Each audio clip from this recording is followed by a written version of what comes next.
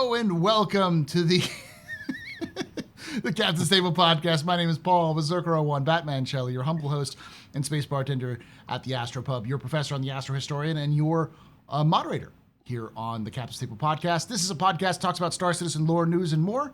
We've been going for 9 years, one of the oldest Star Citizen podcasts, and I always bring people from all over the Star Citizen universe to talk about the game. And today, we are talking to the king of nerds when it comes to spaceships, like the kings and of the royalty. I like the word royalty, don't you, boys? I like royalty. I do, yeah. Royalty. The royalty when it comes to talking about internet JPEGs and everything to learn about them. And we're going to talk about IAE. I've done this pretty much for every major event. I tried to drag X and Grim, and Trisk's come on a couple times in the past, but try to grab people together to talk about it, and it's always very popular. Everyone loves to watch it. So, well, he grabbed me, so I just snatched away, grabbed Grim and Trisk. Literally, I volunteered X. I didn't even ask him. Yeah. I just said he's doing it, and he's just like, "Cool, I'm volunteering Tristan and Grim." So he didn't ask us. He just sent us the time and said that's it. Yeah, you're doing this. Yeah. Well, I was just like if I'm going to go on the show, I want to have people that I like to talk to. So let's just grab the people I like to talk to. That sounds like a slight on Paul, though, when you say it that way. Well, it's not slight Paul. It's all the other bad guests. No, just kidding. Yes. I don't. Well, sometimes I turn up and I have no idea who I'm going to be talking with. Yeah. And it can be awkward because I'm not exactly the easiest person. You're intense. I'm a bit high energy. I'm intense. People call me intense. Yeah. Right. And I know I'm intense, but I'm friendly. Yeah. But some people just don't like the intensity, and that's okay. Well, speaking of intensity, X, who are you? What do you do in Star Citizen? Where can they find you? Man, you always do this to me. I'm Execute. I'm reluctantly the kind of leader of the Infrunners. We talk about ships. We do CCU guides. We fix my fleet. I'm really not good at self-promotion. We just guys that like talking about the game, basically. Yeah, I mean, I like to be Grim's approachable. On I think all of us are on the Infrunners, or all of us are Infrunners in some way, shape, or form. I haven't had Tristan. I do have to get Tristan at some point. Yeah, well, we just haven't set up the time, but yeah, I'll definitely get Tristan for something. But we talk a lot in the background. We all talk a lot in the background. It's just easier, and stuff like that. But yeah, I'll definitely get Tristan for something. If you ever have an idea that you want to do for an episode, Tris, just let me know. Sure. And we always meet here, so. Yeah, we meet here, or we talk all the time on Discord too. So yeah, but there's not a lot of. I don't know. I put this off to you guys, and I know I'm changing what you're saying, but there's not a lot of people that I think of as dedicated to ships as us three are. Like, I've looked for other people, but I can't find them. Yeah. There's people like I know, like let's just say Paul example, not to shit on Paul, right? But Paul is into ships, but his main focus is lore, right? So I don't think there's any others that are directly as focused as we are, and that's my point. I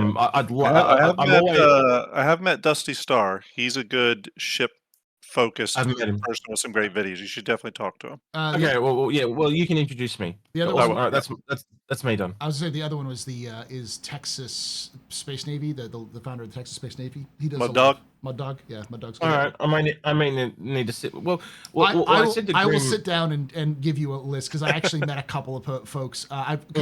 What I do, for those of you who don't know, I actually, if you're watching this on YouTube, and YouTube content creator, feel free to reach out to me if you're interested. The YouTube algorithm will spit out Star Citizen content creators at me randomly, and it's like the most random people who have like 3,000 subscribers who no one has heard of before, but they have videos that are like 5 to 10K videos, but most of the videos are like 1 to 2K.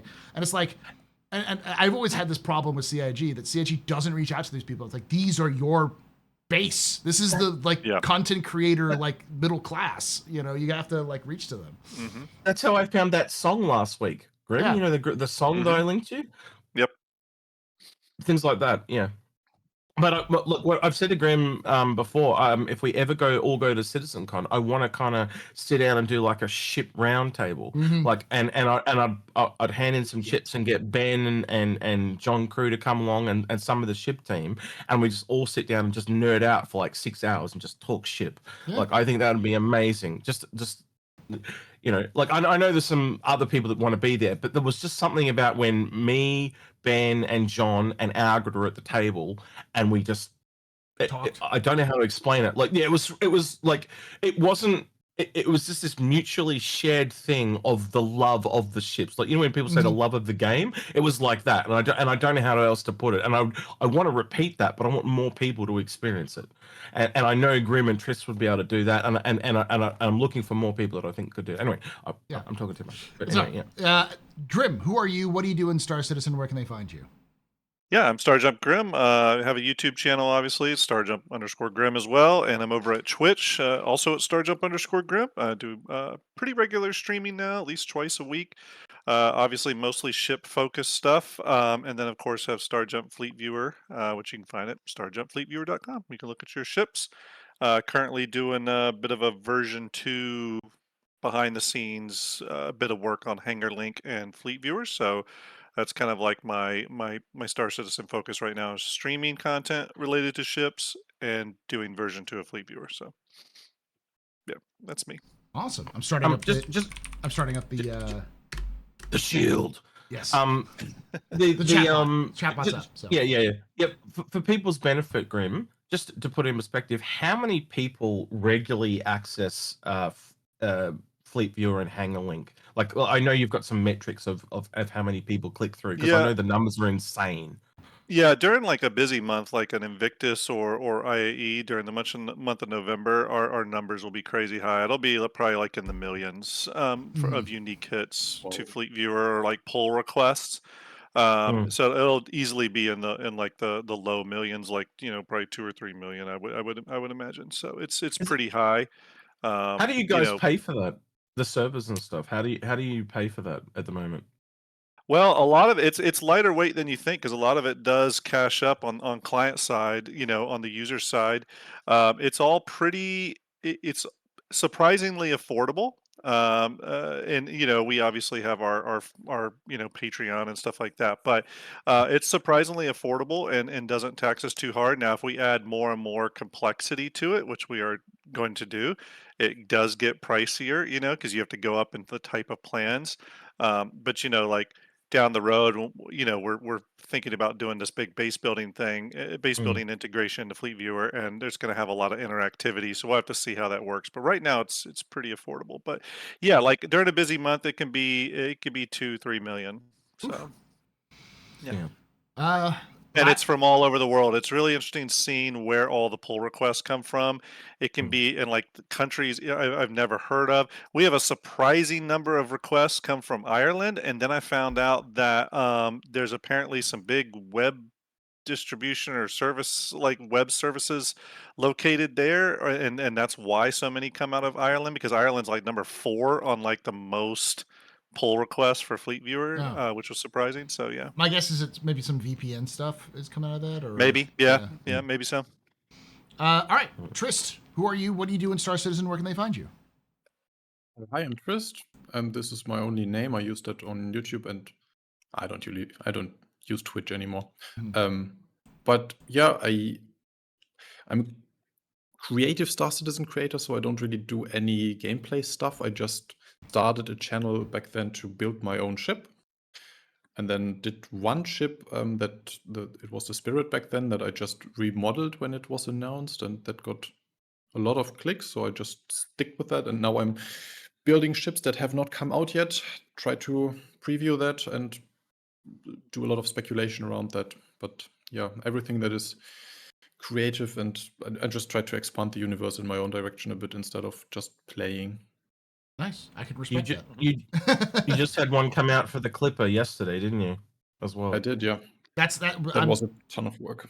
That's going to be the first question. So that's one of the reasons why I wanted you to be the last person to introduce yourself, because we're going to talk about the Ships of IAE, and I want to warn someone, because someone's already been like, "We're still on introductions." It's like we've seen these guys for years. It's like, yes, I know, but this is not hear all the tangents all the way through that. Yeah, we are going to.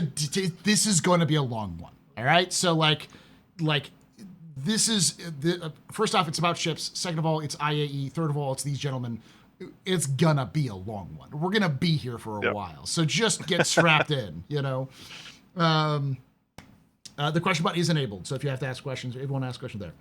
I wouldn't be surprised if this ends up being 2 hours, just this discussion section. So, well, Piggles has been working on that bot too. Yeah. We did tests on it last week, and I think you did some too, Grim. So he's definitely stepping up development. We were arguing with him about command names yesterday because he wants to go from start to start monitoring. I'm like, why? Yeah. Anyway, yeah, it worked great. Worked great on my I channel. really do hope that he puts that out as a product for people to use. I do too. Well, that's what we encouraged him to do back in the day. It's been a long road though, because like he has to go to. He's got a very intense job, as you guys know. Yeah. So he's literally been developing this over like 3-year period at this point, and he does it for free. So I don't think we have to give him the grace to take the time. Yeah. Also, sorry, I just noticed, and the only European here, Ireland is like the tax heaven of Europe. So that's where YouTube and Google and all of them are in Ireland, because that's tax thing. So it's all the Google employees, right? Okay. I had remembered. So all my YouTube stuff it all goes over Ireland. Yeah, I remember hearing about that. They are like a big tax shelter. So their GDP is insanely high, and it's like that's not right. And the reason why their GDP is insanely high is because everyone uses them for tax shelters. It's kind of like, okay. Texas has got a huge GDP in America, but it's because everyone moves here who makes a lot of money because we don't have income tax. So when they have to actually pay back their loans, isn't that like cover it. Delaware in the States? There's something Delaware about is like Delaware that in the too. States. Every major corporation is licensed out of Delaware because they have the best laws. It's kind of like Cayman Islands. People like to use stuff together. There's just always little locations. Ireland is one of those places. So yeah, more legal though, I think. Yes. Well, it's like kind of like Delaware, where like Delaware is super lenient on some of its restrictions for corporations. So like everyone is a Delaware Delaware corporation, so they don't have to deal with it. I think that's changed a little bit though. So yeah. I will say the most interesting thing though, like I just pulled up the stats on my other screen here because I was curious, but it is really interesting looking and seeing what how many requests come from certain countries, and gives you a little bit of an idea of like what the Star Citizen community population is there, which is fascinating. Like, seeing how many pull requests come from like a Portugal or South Africa or France or whatever, and just seeing like what the numbers are across the board is kind of fascinating. So we look at the stats every now and then. Do you have anything like Antarctica or something like that, or no, nothing in Antarctica, but and I only have like the top like 10 up on my screen right now. Okay. But yeah, they can be all over the place. Like I've seen like Samoa and like all kinds of places where you'll get, and sometimes it's only like 8 pull requests. Obviously the United States is the biggest one, but Australia and UK, Germany's a really big one. Germany's I'm sure France is too. Yeah, France is pretty big. Yeah. The one thing, Germany? The one thing. What's that? Where is Germany on? Which place? I forget what their number is. I just know they have a pretty healthy. It's like through May. 4? I think that for the month of May this past year, they had something like 350,000 pull requests. Just for that 30 days. So quite a bit. I'm always surprised whether like especially because my information is super old in terms of my experience. For like when I started doing content creation, I was like, East Asian markets don't build their own PCs as much because they go to net cafes and stuff like that, because that's what it was like when I was 10 years ago. But apparently since then they have gotten the PC building bug, and so like pretty much all East Asian countries have some heavy PC building culture, which is like, all right, it makes sense now, like why China is such a huge market for the United States, or for Star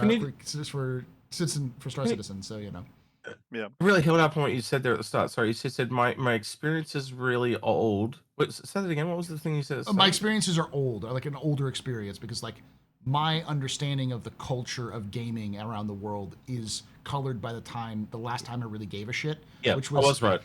Yeah, I was right. You're just old. Right. Yeah. Okay, good. I am old. I am old. I am not. For my website, it's USA, Germany, UK. In my experience, because I know my own demographics, it's USA, UK, Germany, France. Yep. In that order. So, but I will say the percentages dropped. Like when we kind of started doing this, it was like USA was like 75%, and I'd say now it's dropped to like under 50. It's like 47, 48, something like that. So the other countries are growing. I will tell you just from the and obviously I can't say too much because I don't want to say anything for them, but I can assure everyone that like CIG definitely has an interest in how popular the whole like viewing your hanger in a visual way is. It is something they're thinking about, and I think something they want to do. I think they're probably like turning some knobs and flipping some switches in the background, maybe doing some R&D. I don't know, but you know, there have been conversations. I know that They are they do scheming. have an Is all interest. you need Yeah, to say. They are yeah, scheming. all right. yeah. They are. You could make I'm a hangar working on module where you can see your ships in your hangar. That would be awesome. I'm pulling us back on the tracks. All Do right. Right, Trist, we're going to talk about the ships. We're going to talk about the possible list of ships, and like, I want you to tell me how, like, first off, what do you think it's going to be? How likely is it actually going to release with IAE? And then I'm gonna put everyone on the spot and say, give us a price range. This is going to be for each of these ships because there's like 5 of these ships. But we'll start with one ship, and then we'll also we'll start with the Drake Clipper. Let me just see if I can find up the list again. Start with the most interesting one first. This is all going to be downhill. Well, I'm just going down the list from what I. You should go up the list then. You should go up the list then. If that's the case. Well, yeah. Let's do the ones that are more nebulous then, because there are some more nebulous releases which we like, because we know for sure the Clipper's coming out. Like there's even they found like skins in the game, so like it's coming out. Is that new? They found new stuff today, did they? Yeah, or recently in the last couple of days they found it's like it's part of the skin pack for IAE. They have the Clipper. I didn't see that. Yeah. So there's no image, no, it's just text. There's no image. Oh, is that why I haven't seen it? Right, Yeah. just text, Roger. Thank you. Yeah, it's just text. It's not actual visuals. Yeah, it says Clipper paint white, black, red is one of them. So original. Yes. So totally not Drake coded at all. All right, so let's start with the one that's the least likely, or the one that we've not seen a ton of, the Kruger Alpha Wolf. Trist, we'll start with this. First off, what do you think it is? Second of all, is it going to be releasing? And then what's the price? Okay, so likelihood 100% because there's the spot for it in the hall. Okay. Price, I should not ask or answer any price questions because I don't usually buy ships myself, so I don't know. Okay. And for the role, I haven't thought about it, but I thought about what I would like, and that is a variant of. There was this one concept that we liked. It had the different tail with the ring in the back. I just hope they used the same model, just put the ring in the back, and people will love that. Yeah, the swordfish style from Bebop. Yes. Yeah. Mm-hmm. And if that's not it, then I'm going to build that in the next week probably because I thought it's a cool idea. Grim, same with you. The Alpha Wolf. What is it? Is it going to come out? And what's the price? I think pretty guaranteed it's going to come out. Like Trish said, there's a space for it on the floor. It's kind of an awkward to have it just be the wolf. So yeah, I do think it's a real thing. Do think it's coming to IAE. I would assume it's going to be around the 125, 135 mark probably, and it's just I would like it to be something a little bit more interesting, but what I think it's going to be is just a better wolf. Okay. It's going to sort of follow the Guardian MX kind of, release where it's just sort of the better version, and it's probably going to be called the Alpha or Alpha Wolf or something like that. And again, because of those slightly better stats, better weaponry, etc., I think it'll be probably like the 125, 135 price range. Because the current one's like $100, right? Am I right on that? Yeah. 90 or 100? Not 90, and then it went to 100, I believe. Yeah. As in it was $90 War One. Yeah. So I think it could be anywhere from 115 to 135, then depending on what they do with it. Yeah. Okay, I'm not expecting any like geometry changes though, really, beyond maybe some armament stuff. Say that it's been too close to the original one. I think it's just a reskin for this one. Okay. Yep. Yeah, I agree with Trista. I think it's just a rescreen. I think it'll be pretty much the same price as the other one, maybe only $10 more, but I really kind of doubt that. As these gentlemen said, there's a spot for it on the floor. I think it's guaranteed. In the files, you both missed this though. In the files, there is a new laser repeater size 4 by Kruger. So it's probably a laser wolf. Yeah, we thought it was going to be Quarrelers, but it looks like it's just a laser repeater variant with a Kruger gun. And so if that's Kruger to Kruger, like it's not a hip skip and jump to think that wouldn't be a thing. It's literally just a laser repeater version of the wolf. So then it kind of falls in the Ares category. Yeah, exactly. It's just the same price. So one of the things we've noticed, right, and I was complaining about this yesterday, before when they used to do variants, like say, take the Spirit, they would sell all 3 variants and you'd buy the one you like. Now they've realized they can make more money if they split the variants apart and sell them from worst to best. Because then you'll buy that one, and if you can't upgrade to it because it's the same price, you have to melt it and get an LTI token and upgrade, or you've got to essentially possibly buy a whole nother version, which is what they want. Yeah. They make more money that way. If the name is accurate, if it is in fact called the Alpha or Alpha Wolf, though, the name kind of indicates that it's a step above. I can tell you why it's called an Alpha Wolf. Okay. Because it's an Alpha Strike. Yep. So it's designed to punch through shields. Yep. The idea is that the idea is that you work with a wolf and an alpha wolf work together. The alpha comes in first because it's the first one. It hits a ship, takes out its shields. Then the regular wolf comes in and takes it down with the Gatlings.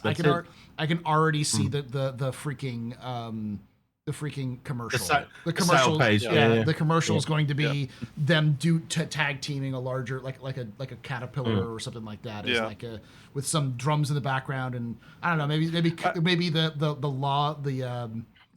Rudyard war Kipling's drums, like like the with like Rudyard Kipling's famous quote about like the law of the jungle, it's the one where they all the wolves say in the Jungle Book. It's all like the Paul swinging on a rope, and then it turns into the spirit of a wolf. It's something like the strength of the pack is the wolf, and the strength of the wolf is the pack. That's that sort of thing. Yeah, I mean, if it's along those lines, then I would put the price at probably $15 more, $10 more. I feel like CIG is going to try to squeeze the juice out of this one, but I don't think they will. I think they're going to literally just sell it as the same price. That's where and that's kind of what Tris said. Unless I'm wrong, Tris, like what you said, it's just like a reskin wolf. Yeah, is that what you're thinking, about the same price as the other one? I hope so, but I could still see them selling it more expensive if they want to. They really don't give them ideas. They could make it cheaper. They could make it cheaper. They could, because they've done that in the past too, where like they undercut it so that like the only way you could upgrade it is by selling your buying on you, and buying it new. I don't know. For me personally, I still probably would prefer the ballistic version. If it's just a laser repeater version of the same ship, I would probably still go with the ballistic version myself. I'll go talk to Bops after this. I don't know if Bops is in chat. Like, it's pretty early here in Australia. He tends to get up around 11. But he always keeps an eye of all the ship changes. And sometimes they'll see ships come up that don't exist, or there are like there was one recently for the Buccaneer, but it had the code MM322. What the fuck is a Buccaneer MM322? Like, nobody knows. So they're obviously working on something in the background, and they put it in the files, right? But he'll see changes like that for other ships. So if there was something like that coming, he might have seen something for the Wolf that would point, and it would have the stats and see if they've changed the flight characteristics. But if the flight characteristics are exactly the same, then it's just a regunned.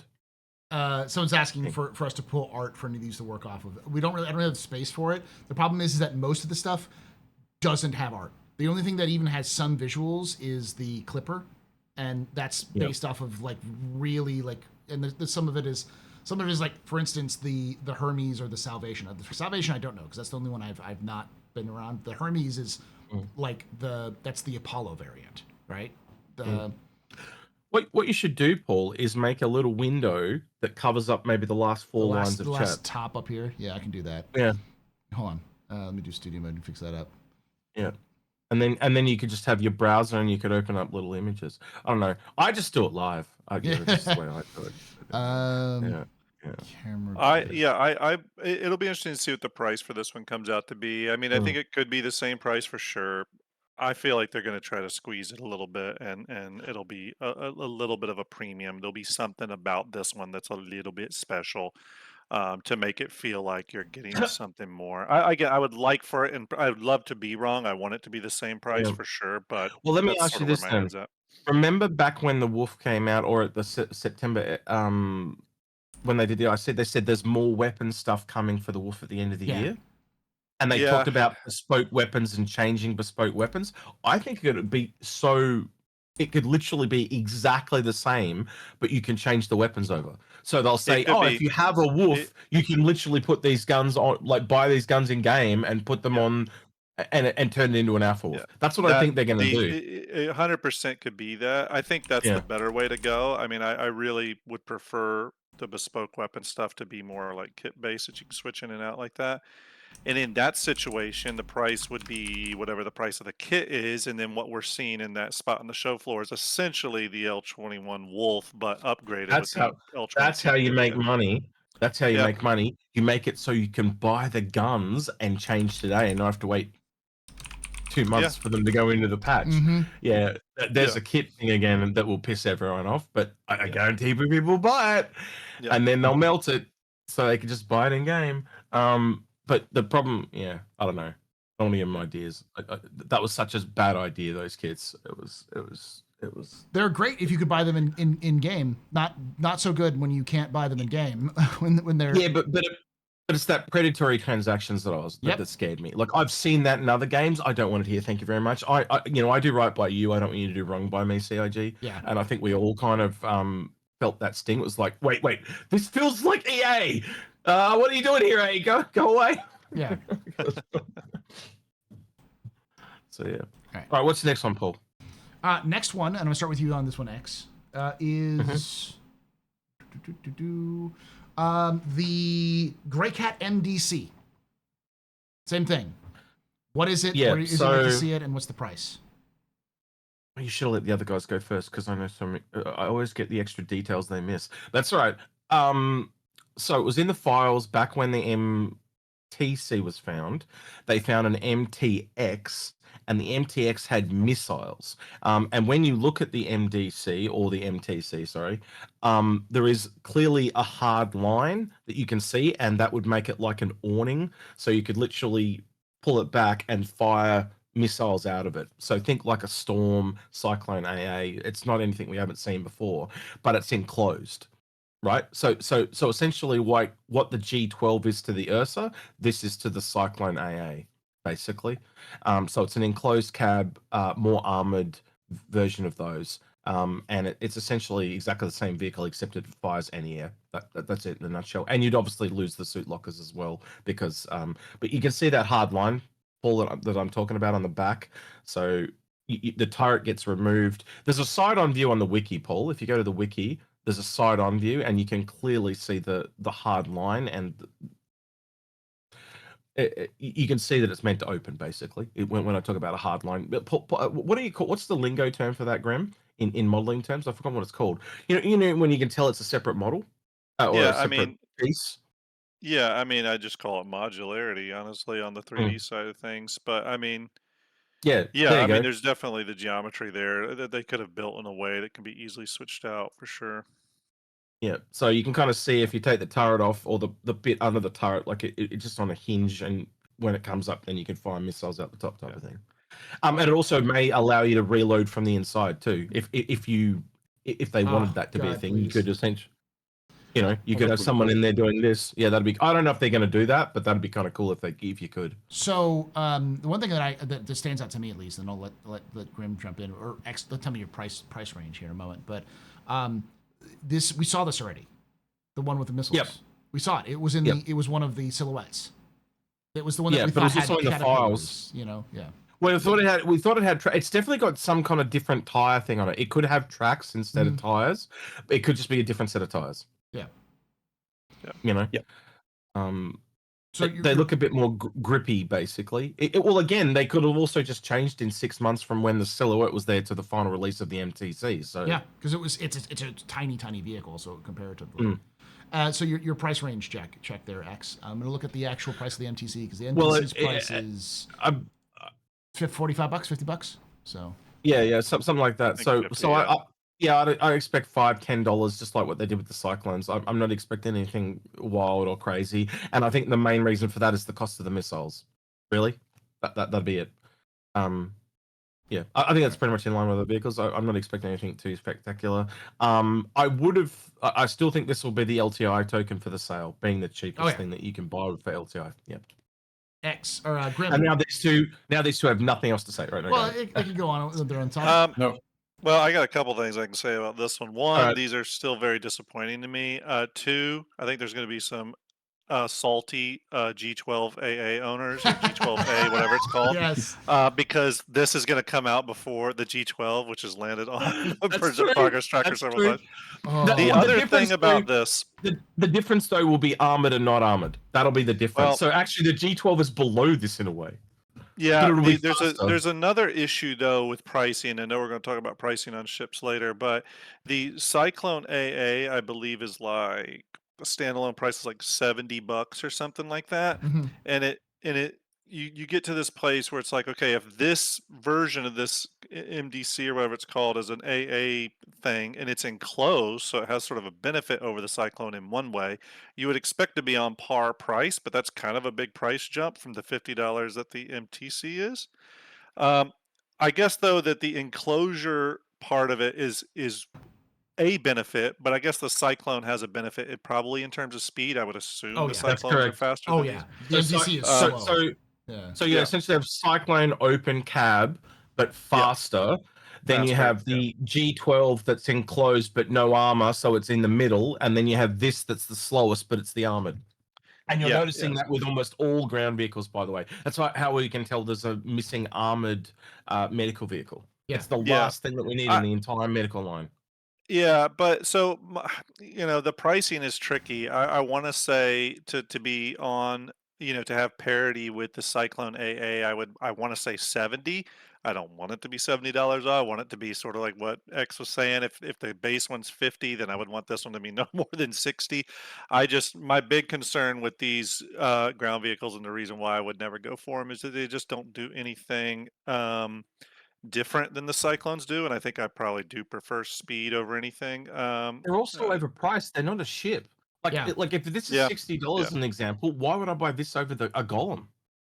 Right? Like again, even for an LTI token, you'd buy the Golem before you brought this for the same price. Because the Golem's a ship. And the other thing is that I don't see CIG creating content that justifies having one of these exclusively to use it for its purpose. Like, it's not like a ship where you can use it for a variety of purposes or the purpose it was designed for. This one's like the MTC, for instance, it's a combat vehicle. So you have to want to get into combat with the vehicle, and it has to be worth the price you pay for it. And it's not going to be worth the price. For that same price, you can get like an Avenger, So wasn't it designed for the Valaka, where they said you can't use ships, so you need these kinds of things to attack the Valaka? But that's the only thing I can imagine. But that's such a niche thing. Like they'd have to come up with an entire loop for it, not just like a niche one-off thing. That's the thing I'm a little concerned about. So ships are more versatile, and you can do more things with them than a ground vehicle, because the ground vehicle is locked to its location. That's essentially what you're saying. You would have to have enough volume to justify the vehicle functioning the way it's supposed to in order for it to be good. Don't get me wrong. I'm a Ranger owner, and I stand up for all our fellow Ranger owners, because sometimes it's just cool, and cool is fine. Owning something to be cool is fine, but it's really hard to justify the price of a full priced video game for this. Yeah.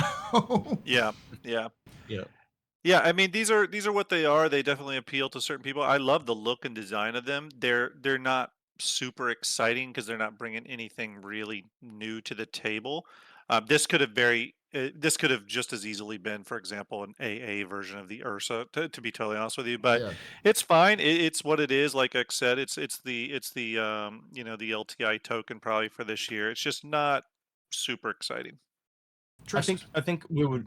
Ooh, can I just say one thing? Sorry, Sure. and I really don't want to cut Tris off, but I honestly think they would have sold a lot more ground vehicles if they had priced them as ground vehicles. Yeah. I think if these were like $20-$30, Oh yeah. we all would have picked them up, and it would have. I think this is goes back to that MPUV conversation we had when we talked about pushing that for thing out. Is just like this thing is so cheap. It's we need to $25 teach them that they can. Yeah. Yeah, you can make this up on volume. If they had brains when they did this shit, no offense, but I don't know who the marketing people has changed now. But when they laid this shit out, these should have been like $10, $15, $20, and you would have made a killing in volume. Yeah, and you could have you could have attached them to larger ship packages, and people would to sweeten the deal. Like, oh, you can get a Corsair with an MTC attached. That's a great. That's actually a great point. I mean, the last game package I bought that included a ground vehicle with it was the Carrack Expedition one. That the came only with one the they've Ursa. Yeah. it's like the only one they've ever done. Or the Connie and the Merlin, I think would probably be the one before that, and that's it. Yeah. They did do a package where you could purchase a oh gosh, I always forget it because I don't like the dual one. The Rock. It was the Rock and the Cutlass. Rock DS? Are you serious? Not the DS. Rock and Rock DS. It's like it was a horror package. They should sell it for Halloween. Yeah. The Rock and the Cutlass came in a package at one point. It was called like the Minor Starter or something like that. So they do it every so often. Apologies there, Tris. I felt really bad, but I think it had to be said. Sorry, my bad. Tris, your thoughts on the MDC? Yeah, I think you said everything. I don't. Sorry. That's why I wanted your to own opinions. All right. Well, I'll start with you on this next one then, Trist. So we can get your thoughts on it. Just let Trist go first every time, because then he's going to talk more. You don't talk enough. That's okay. No, we're going to make you talk. Get your other show. Well, I'm saying it's okay to always start. Yeah, I'll always start. Okay. The Salvation. The RSI Salvation. We're getting to the ones that are actually like definitely going to be released because we actually see them multiple mentions in the files and such. Mm-hmm. So what is it? Your thoughts on it, and that's one thing I was going to say is we'll do that at the end, I guess. Is like which of these ships would you recommend to purchase? But what is this, and like what are your thoughts on the RSI Salvation? So that's the salvage starter, I assume, like everyone else. I don't think we know at this point, but we are 99% sure. And with that, I'm 99% sure that it's also coming out because it would be their starter ship for this year to sell. And remember that the last salvage ship they had was called the Misfortune. Mm-hmm. So they're just punning with all of the salvage ships. Yeah. So they're massive trolls. Yeah. They trolled me and Algrid for an entire year, telling us it wasn't Drake. Yeah. Fuck you. Fortune makes sense. Salvation is a bit stupid. Yeah. I guess. It's dumb. Not really. It's the same shit. It's exactly the same pun. Like if you think about it. Misfortune, RSI Salvation. For salvage. It's literally 2 letters off the word salvage. If you drop a couple letters off and then add GE, it's the same word. Mm-hmm. Sure, but I just think it's not as fitting. No, I don't think it's the fortune that you'll be making with the fortune. Tris, you and everyone else, bro. Yeah, that's what I'm saying. It's fun, and I don't mind them doing fun things, but it is kind of a lame pun. But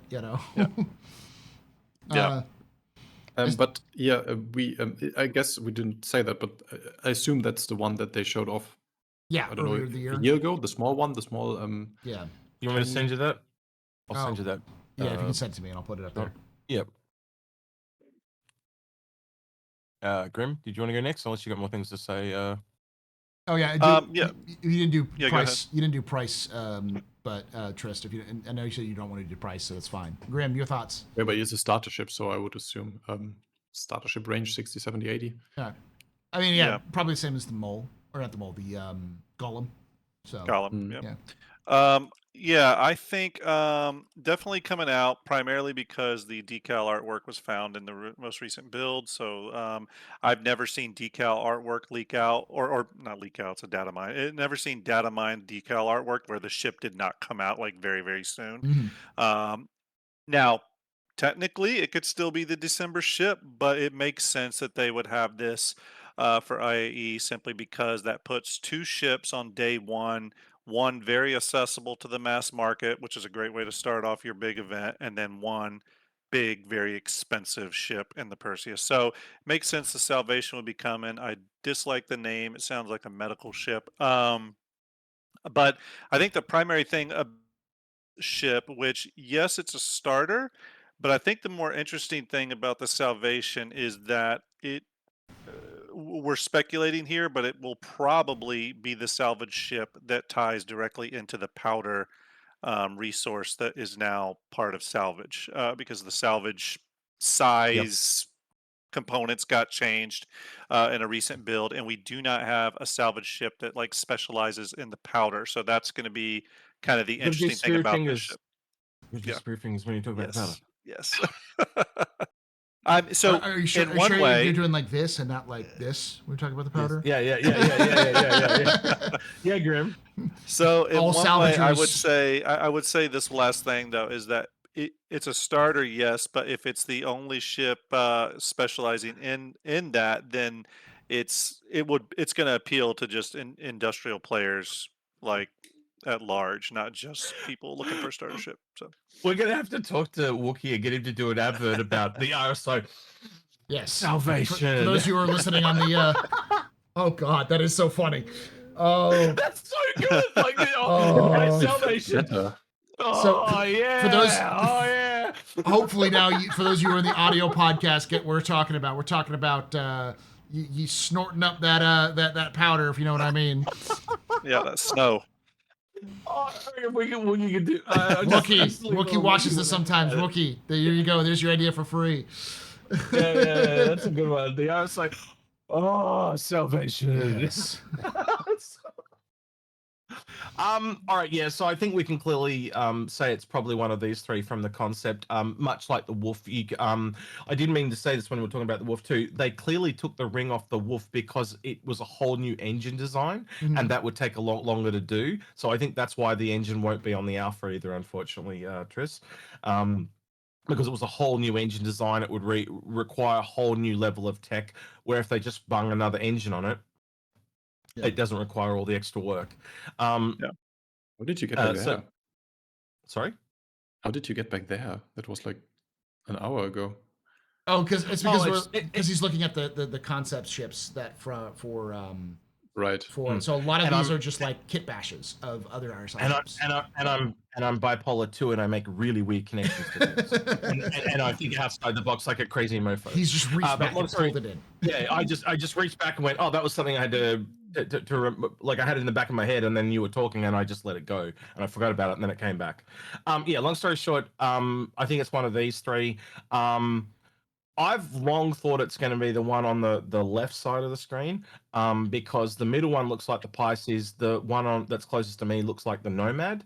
But man, they know the Mantis is fairly popular, so I still seem to think it's going to be that one. But look, I won't be surprised if it doesn't look anything like one of these. I don't know. I kind of put that back to you guys too. Which one? Before I continue with what I was going to say, but yeah, which one? Middle one. It's the closest one. It's the closest one that matches the current RSI civilian aesthetic, which is not quite Dorito, but like Delta Dorito. Yeah. You know. Oh, I can see the Dorito in that now. Yeah, now you mention the Dorito, I can actually see just that. like it's like this Zeus where it slightly flares out, and just like the yeah. You know. We talked about this one the last time when we thought it was maybe the Meteor, and I think the first one feels a bit like what the Meteor ended up, so maybe not the first one, just for that reason. Yeah. We do know, just going along with this, we do know via the lighting setup that was in the files that it's about the size of the Pisces. That's another fact we know about the ship. So it's small. I know a couple people are curious if it has an interior. It could. I guess it depends on how it stores I don't that think so. sweet powder. I don't think it's going to, because if it does, it really puts the price up. And one of the things I know about the Golem, they were really going for that really lower point of entry to get people in. I do think like the Golem being $60 and this being RSI, I'm looking at around 70. That's where my kind of brain lands. Yeah. If it goes too much more than that, I think they're going to get into why the hell would I want this when I could get the Misfortune or the Vulture type of territory, and I get all that functionality? Because you've got to realize I'm pretty like, let's look at the Golem, right? Would you guys be expecting this? It's got scrapers that you can't change. Yeah. Yeah. That's kind of where I'm going. Or powder collectors or whatever they're going to call it. You know what I mean? And they can't break it. They probably won't be able to break the holes. It'll be able to Yep. It's just a scraper, not break. Yeah. Yep. Agreed. The only thing I would maybe add about this, and I don't see it in any of these concepts unless it wasn't just sort of figured out when they were doing this kit bashing, is I do think about I guess we're thinking that salvage material will be refined, right? Oh yeah. We know the Galaxy has a refinery module variant, and it can bring in stuff from the bottom of the ship. There's that hole, that access point that opens up on the bottom of the Galaxy. One thing I was hoping for this is, since it's RSI, and I always like when they do that kind of manufacturer synergy, is that however it handles its its salvage material storage, that it would be able to, like, the Galaxy would be able to lift it off, and bring it straight up. Again, I don't know how they're doing the storage here, but it's just something I thought a little bit about. That'd be nice if those two ships work together in an interesting way. 100%. I think they will, because remember the back section. Yeah, that's what I was thinking. The back section of the Galaxy is supposed to beat me to it. It's supposed to be able to carry a Pisces. So if it's able to carry a Pisces, then it can carry a literally been designed to work with the Galaxy. That was literally, as you were saying, the Galaxy. I went, oh yeah, the back hangar had those images of the Pisces coming out, and you can see the C8R was made to work with a hospital module. So this is 100% designed for the refinery. Makes me wonder if and as I've said, instead of doing base building, they should get it to make ships and vehicles the base building, or the manufacturing module, because it's, again, you said the Ursa comes down the lift, so you can just make a medium vehicle and have it deploy onto the ground, and if it's a smaller vehicle, it can deploy into the hangar bay at the back and fly off. All right. It makes sense. The Galaxy was specifically designed to work with the Prospector. I always wondered why that was so specifically. Even when the Golem came out, I looked back at that, so it just said Prospector bags. It does not say mole bags. It just said it works with the Prospector. I'm sure they will change that, but it's well. So what you're essentially asking is there RSI bags? Is that what you're kind of asking? Be curious to know. It's a good question. Are they going to do RSI bags? I'm curious now. Trish is bringing up a good point. I just hope that what Grim said is true, and they make it so it works good with the RSI ships and not with the Miss ships. I agree. I agree. Which kind of then make you ask the run-on question of, okay, we have the Golem with its unique storage, and like, what is it? So it's an interesting question. I think the Golem's going down more the line of it fits into regular SCU containers, because the other thing you'd argue is the Mist ones don't fit into regular, like they can be stored on a grid, but they don't really fit into the regular SCU container thing, and the Drake one does, right? So I think the Drake one is just designed to go on a normal cargo ship.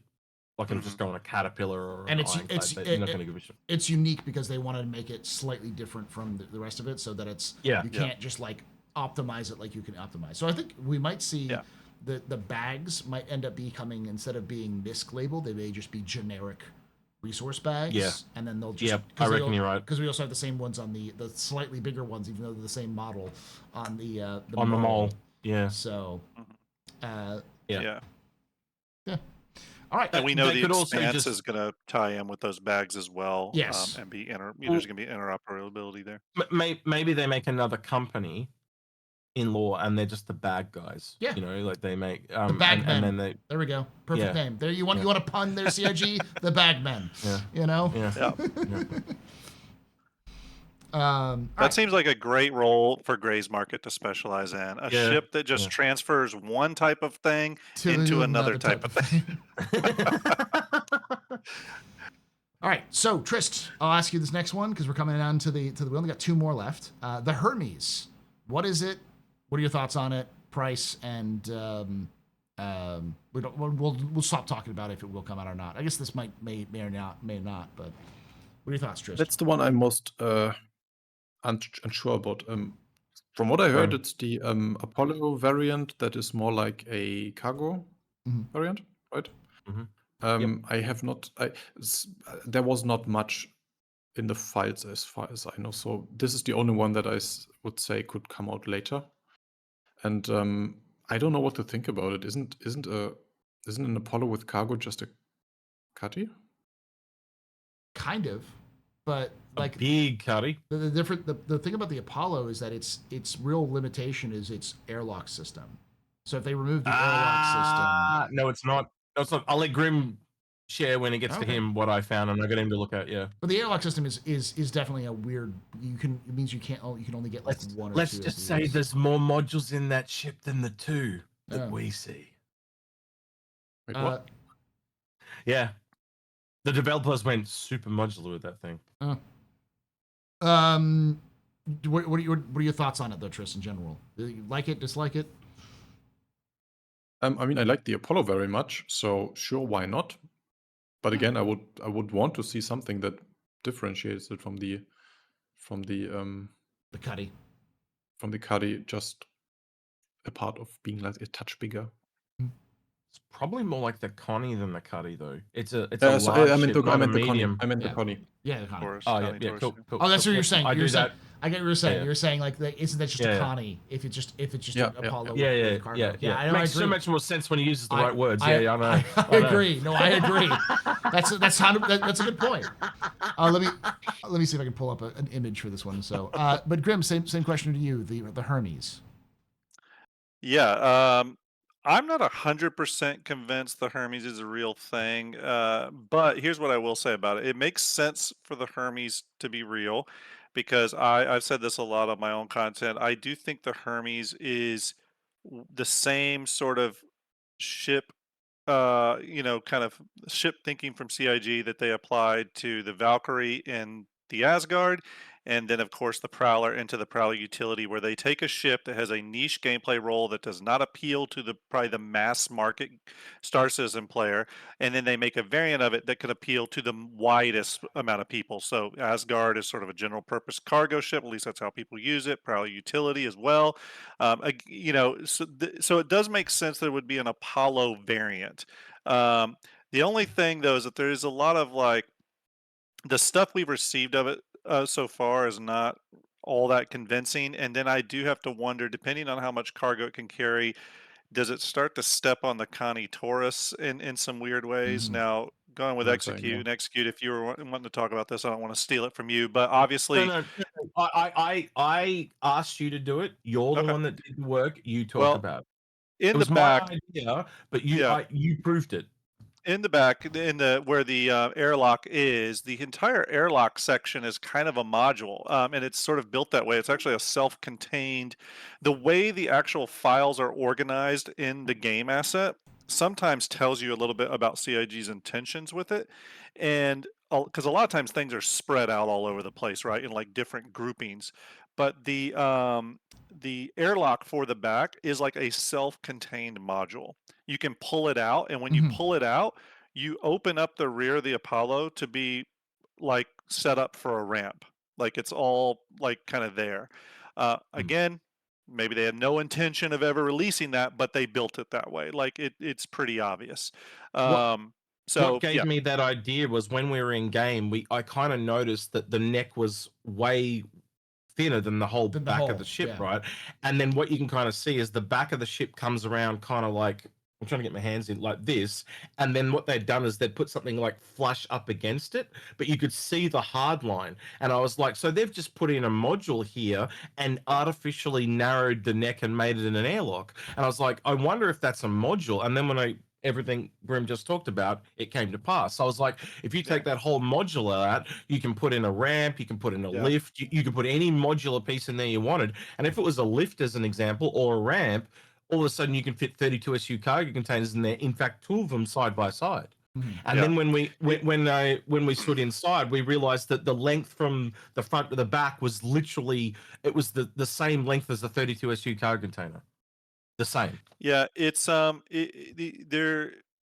I would also state too that, like, again, it makes total sense that they would make this. I think it will be ultimately. I think it will not be like an Apollo Hermes. It's just going to be called the RSI Hermes. It's going to be very much like the Asgard was treated. Agreed. And there, in the assets that quote unquote leaked out, there are some modules moved around, I believe, and there's a few other like hard points that were added. Some slightly new lighting setups and stuff. I definitely don't think it's an IAE ship, though. I think it's the December ship. Personally, is where I think it is. It's possible. The one thing we should say, though, and Execute, I know you know this well because you were the first people to ever talk about it. You still do always have to be a little bit careful with this when certain things come into the game files, because then they can disappear for a year and you never see them again. This isn't the first time we've heard the Hermes. Execute, you may want to talk a little bit about that. What was it? March, May, there was a line that was the Aegis Hermes. The Aegis Hermes. So. So and it could have just been some modeler fucking around with it and being like, hey, we could probably do this, and that sort of thing. So it could easily just be that sort of thing. Because as much as we want to see patterns and everything, sometimes a cigar is just a cigar. All right. Sometimes it's just not what you think. I will say one thing, and first off, I will say this: I do think this is coming. It makes sense, but I will say this: I've talked to a lot of people about this one because everyone loves the Apollo. They think it's a really well designed ship, both inside and out, and all that good stuff. And I kind of thought a lot of people were going to be really excited about a cargo variant version of this hull. But I've actually found the opposite. People are a little salty that it takes away the specialness of the Apollo being a dedicated medical ship. So I was a little bit surprised by that because I think usually people get pretty excited about like general purpose cargo variants. You know what I mean? Because it just applies to everybody. So I don't know what chat thinks, but it'd be interesting to see what people think about that. I will say, speaking of that, in lore, the 600 series was originally built as a cargo hauler. And so I've always said, hey, if CIG turned the 600 into a cargo hauler, would you be interested? 635C is what you're talking about. And everyone said yes. Like everyone I've talked to said yes. Give me my 600 600i or my 600 hauler. I honestly think that's on the cards for the I actually think that's on the cards for the rework. Because you just strip out the internals, and it's just a cargo bay, a gigantic cargo bay. It's pretty easy. I know often lore doesn't mean things, but back in the day, so when you have 300i, 600i, the I was meant to denote that it was modular. Yeah. Luxury, modular, that kind of thing. So I got a couple of things I want to add and I want to ask as well. So the first thing is, I think the reason that this ship grew is because of the variants. If you actually go look at the Apollo, it's got all these rooms in it, and you could kind of condense it a little bit where the beds are. There's a lot of gaps there, especially when you look at a room like the size 1 beds, that they had to actually put extra shit in there to look like it was filled out, like this railings and shit that don't make no sense. But when you also look at this as a cargo ship, it makes sense to fit the bigger cargo containers in. And I also sent you an image on Discord, Paul, that if you could bring that up for me, I'd really appreciate it. The one thing that no one talked about is me and Agrid also think it may be another variant all over again. It may be the Hermes itself, but we also think that there may be a data running variant.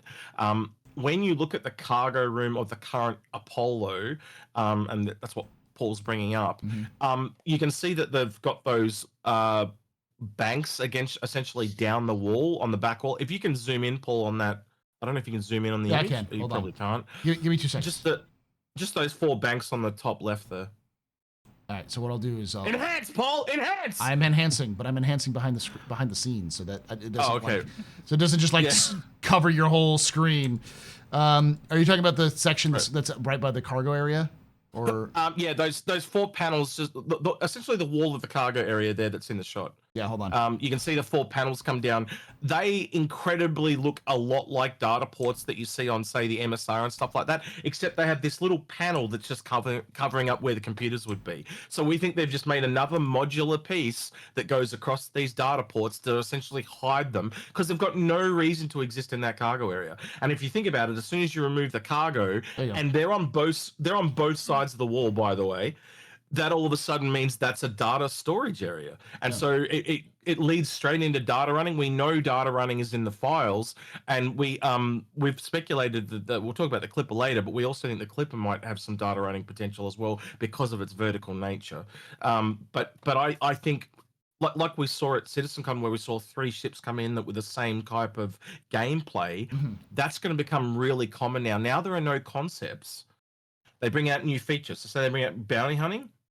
You're going to have all the bounty hunters come out, like the Zeusy Marky Mark and stuff like that. But then there'll be a new ship that's a bounty runner as well. So seeing multiple ships come at the same time is going to be really common now. I agree, because you also got to remember that the ship design team is faster than the gameplay design team. So thoughts are quicker than actions. So yes, but it's also like the team that does the gameplay is slowed down because they've got a bunch of other things they have to work on. Whereas if they have the idea and they have it solid and written out, and they're like, this is what we're gonna do, then they can hand that off to the ship team. The ship team will get 4 or 5 ships done by the time they actually get around to that gameplay. Like I almost guarantee you the MR is done. The Zeus MR is done, sitting on a shelf somewhere, waiting for everything. Same with the E1. Yeah. Well, and we know they did that rework on the Hawk. We haven't gotten it in game yet. The one where the whole rear end is different now. And as of 4.4, you now smuggle cryopods. Cryopods. So like they already have the assets in the game that are interactable beyond just props. So the one thing about the Hermes being a cargo, let me be specific, a RSI cargo ship that's a little weird to me. And I'd be interested in what you all think about this, is that, to me, if it's just a general purpose cargo ship, meaning it's not like shielded cargo or anything special, they have the Zeus CL at 128 SCU, and they have the Connie Taurus sitting at 176 SCU. RSI doesn't really have a big cargo gap. You know what I mean? So it's sort of like, what is this ship doing as a general purpose cargo ship? Unless I worked out the cargo amount would be 384 on this, which is significantly more than the Connie Taurus. So it's a whole B, but internal. Similar, right? Pretty close to the Starlancer, I think. Yeah. And what I was also thinking was, if this does do the data running thing, what about modules? We haven't even got into that yet. We have modular beds. Why wouldn't they use the same modular system where you can go, right, can I take more data? Or can I take cargo? Like, you can see where the choice comes in there. Then, like, do I make it a full data ship, or do I make it data and cargo, or do I make it all cargo? Like, you can see where I'm going here, right? Man, you just end up in a really, I'm not doubting you. You just end up in a really weird place price wise, where you have this. Well, you know what I mean. Well, the other ship that we haven't talked about is the MSR. It essentially treads right on top of the MSR. Yeah. Sure. Yeah. Well, that's because the MSR is got the same problem that like the 600i has, and I was about to say I'm crazy, but I know I'm crazy. But like, can you see those as data ports? I can't see them as anything else. Because why is that panel there? They'd just be flat. Why does it have the bit come up that covers the bottom part? It's just really weird to me. Like it's superfluous. Go for it. Just. Data running was the very first thing that I thought about, but it just thought it's not likely because there's no gameplay. But they are not the best with names, but Hermes is not the god of transporting stuff. He's the messenger god. So he's just here's the other thing. Mercury Mercury and Hermes are the same god. One's Roman, one's Greek, and then guess what? Guess what? They're the god of messaging. Heralds, and messaging. So it all ties into data running, right? And Paul will tell you to the cows come home, names matter to CIG when they name things. So the fact that it's called the Hermes, it has to, like, if it doesn't tie to data running somehow, I will be absolutely flabbergasted. Well, that's sort of what I mean with what I was saying. It doesn't make sense from a cargo standpoint. Like, the ship doesn't make any sense. So Yeah, but Paul will also tell you they said back in the day data running is a form of cargo. It is. It's right? basic. It's effectively a port of cargo. Yeah, because and I know, and we're about to get onto the Clipper, and I want to make that known as well. That's why I think it's called the Clipper. I don't think it's a cargo ship. I think the Clipper is a data runner. Speed. It's speed, and it's smuggling, and it's also what was the word I was going to use? I forgot the word. Paul, you talked to distract me. It's fine. It'll come back to me. Don't worry about it. Yes, I have ruined your train of thought. My day is complete. I'm so happy. Son of a bitch. Is there anything gameplay-wise stopping them from doing data running? It's the only thing that I feel like requires zero effort. We went through it and we went, what are all the different ways you can work it out? And Agrid was like, well, right now there's hard drives in the game. You've got the little USB stick card things that you stick into things. It's all there. All the mechanics there. And I even said, well, you could even fake it at tier 0. How you refuel your ship? How is that not like a download bar? Well, so you just land in the hangar, download, upload wirelessly, off I go. You know, so you've got many different ways you can do it. You would probably need hacking to complete it, but yeah, for first implementation. Well, don't you need a version of data running before you bring in scanning though? Because scanning is the data. They're probably the same. They're probably around the same thing. But like you could fake it. I see there being. Oh, sorry. Go ahead, Paul. No, I was going to say they're faking it, but the big issue is with I think the real thing that's stopping them from doing data running is more around that it's simple, but because it's simple, they don't want to put effort onto it. Like for them, it's like, do we want to take the 3 months to build out this thing, which we know we can do, or take that same amount of time and put it into engineering, which requires a lot more work and a lot more, or bounty hunting or whatever they're working on. Like that same team is going to be responsible for both. And I remembered. Go ahead. That's right. I'll talk about it when we get to the Clipper. It's fine. Go ahead. Yeah, I was just gonna say that I think I kind of look at it too as like two types of data in the game. There's the data that's like systemic that we will scan for and can collect, whether that's planetary surface data, what all that kind of stuff. When we send out pings, being able to collect that, physicalize it, store it, sell it, whatever. That's sort of one type of data.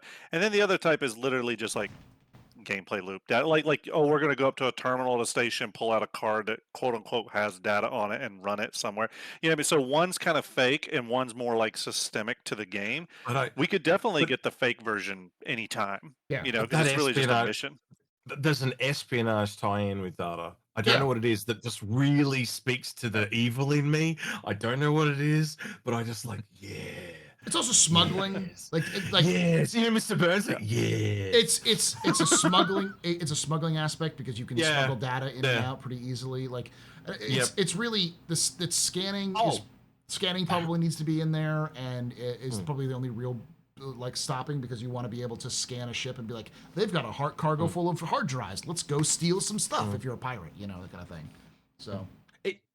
Data's going to stand like tie into so many gameplays when you think about it. Like, where is this mining node? Where is these guys' bases? It's so many things that it's going to be valuable for. To me, data is very much like, going back to what I was saying, it's very much like the bounty hunting stuff. There's sort of two versions of it. One is the one that we go out and participate in, and then the other one is just sort of the fake version, which is transporting cryopods with NPCs and so what I mean. That's really just cargo running. So we're seeing the cryopod stuff come in game like now, but we really don't have any of like the true bounty hunting gameplay stuff anymore, or yet like FPS scanning, non-lethal restraints, all that stuff's not in yet. So sort of two different levels of the gameplay loop, and I think that's what we'll see with data running, and they could honestly bring one level of that in immediately. So that would be a nice surprise to come at IAE. I would be very surprised if they did that, but we'll see. I'd be surprised too, but I think for IAE it would be a bit too much at the same time. Yeah, I agree. Also, there's not. We didn't mention that there's no spot in the IAE hall found for this one. So okay, so it's the only one that doesn't. Agree. Ironically, I was like, the Hermes is the one I'd heard about more than anything else. So I've sat here going, there's no large ship, right? But I think with the move from concept to sales, I think they've essentially just put the Perseus as the large release ship. Yeah, well, it is that huge. is the large. Oh yeah. It's probably gotten bigger. Like we know it's probably gained at least 20 to 30 meters in length. So Because every ship after this will just be releases, will be considered concepts. I think they've kind of merged them in now. Yeah. They don't. It's no different to. And for once, I could say the line, "Everything's bigger in Texas, baby." Woo! Because Texas finally got be the ones to increase the size. Especially their terrible education system. Woo! No, sorry. I should know. I helped run it. So, we'll get to the Perseus last, because next we're going to talk about. I don't have Trish talk about this because he's got the most about it. Trish just did a great video on this. Wait! I think you missed one, right? You said there's only 2 left. There's the Perseus and the Clipper, right? Then let's put one in between. What about the Ox? Yeah. Oh, that's the one I haven't heard anything of, but someone mentioned about it. So obvious what it is, but go ahead. Yes. Trist, what is it? What is it, and do you like it? And is it? We know it's coming out because there's a spot for it on the full floor. So. Yeah. I made a render of that if you haven't seen it. It's just I think it's just. I did like the idea of. Do you have it? You can send it to me real quick. I did like the idea of the fat ox, Tris. That was. If you have the render, I think it makes sense. If you have just the render, it's funny as fuck. I just couldn't get over it. Yeah. Have you ever seen a cow from behind when they're like really bred and ready about to go? They're really ready to go to slaughter. They look like completely sideways, like they're fattened as fuck. Like you have to be a farmer to have seen that. But here, I live in a regional area, so I was just like, yeah, it's like the fat ox ready for slaughter. Crystal post his pretty render, but that image I just posted, Paul, is from Jump Point. That is CIG's concepts for the Golem back when they were concepting for it. So it's very obvious they were thinking about a cargo version of this ship. Mm-hmm. And me and Argod went to Grim on the day the Golem came out and said, could you just take all that shit off and put a 32 SU cargo container under that for us? Yeah. And he obliged. And it's perfect. It's perfect. Yeah. And we were just like, yep, this is coming at some point. It was so obvious to us. And they have a lot of versions of the Golem. There's a lot of different variants of the Golem, actually, if you look in the Jump Point magazine, at least. What are some of the other ones, just while we're waiting for Tris? They had one that looks like a liquid refueler. It looks like some sort of like dual tank sort of thing. Yep. They have one that has dual boxes, 2 32 SCU boxes. So, yeah. So it's like a fat MPUV. Yeah, well, he essentially turned this into an MPUV by doing 2 32 SU cargo containers side by side. But I just want to mention, I completely made that up. There's nothing. There's nothing in the files that does that. You just pulled it up. Yeah. But I think the other one I sent you, I think is more likely. It's just the golem we had with a box under it and maybe a tractor beam instead of the. That's worth mentioning too, because if you actually look where the golem's mining laser is, when it retracts, there's a hole in the middle of the body. So I was like, if you have that as a tractor beam instead, but instead of the mining head facing up, it bends down, you could actually use that to pick up a box to pull it into itself. Almost like they had the same or similar thing in the Galaxy at the top, like these top mounted tractor beams, and they said they're not doing that anymore because it doesn't work with the current implementation of how tractor beams work. I don't know. Maybe could still be. Maybe they got it working. Maybe they didn't. But my brain was like again, just the hole in it was such a cool idea to me to use that same track with a tractor beam. It just sounds ingenious. Like, and to pick it up and pull it into yourself. That I can just see the gameplay making itself. That'd be sick. The name makes sense as well, Ox, because Ox fits with the whole like 18th century naming conventions, and it's like a workhorse, and the idea of it being, because you could also see that hole where like that hole like where the mining laser comes out, that could just be replaced with the tractor beam, and it could just work just like a like an MPUV, but it's like Drake's answer to the MPUV. So and if it grabs it from the top, so if it ascends and pulls it from below, then it would be the perfect design choice for the Ironclad, because that's laden from the top. That makes a lot of sense. Yeah. It makes a lot of sense.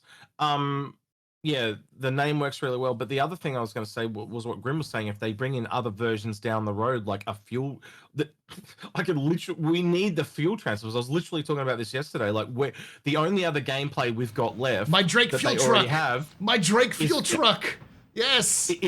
Is fuel refueling and fuel transport. But if you look at all the other gameplays, that's literally the least priority one that we need for kind of 1.0. But they're going to go back to it because they've run out. They've done medical, they've done mining, they've done salvage, so they've now got to do fuel transport and refueling. And so I can see this coming next year, like a third variant. Remember, this is way back when we were talking about, like, back in the early days of the Info Runners. The Vulcan. We talked about the Vulcan, and I was saying, we've talked about this. It's not a starter ship.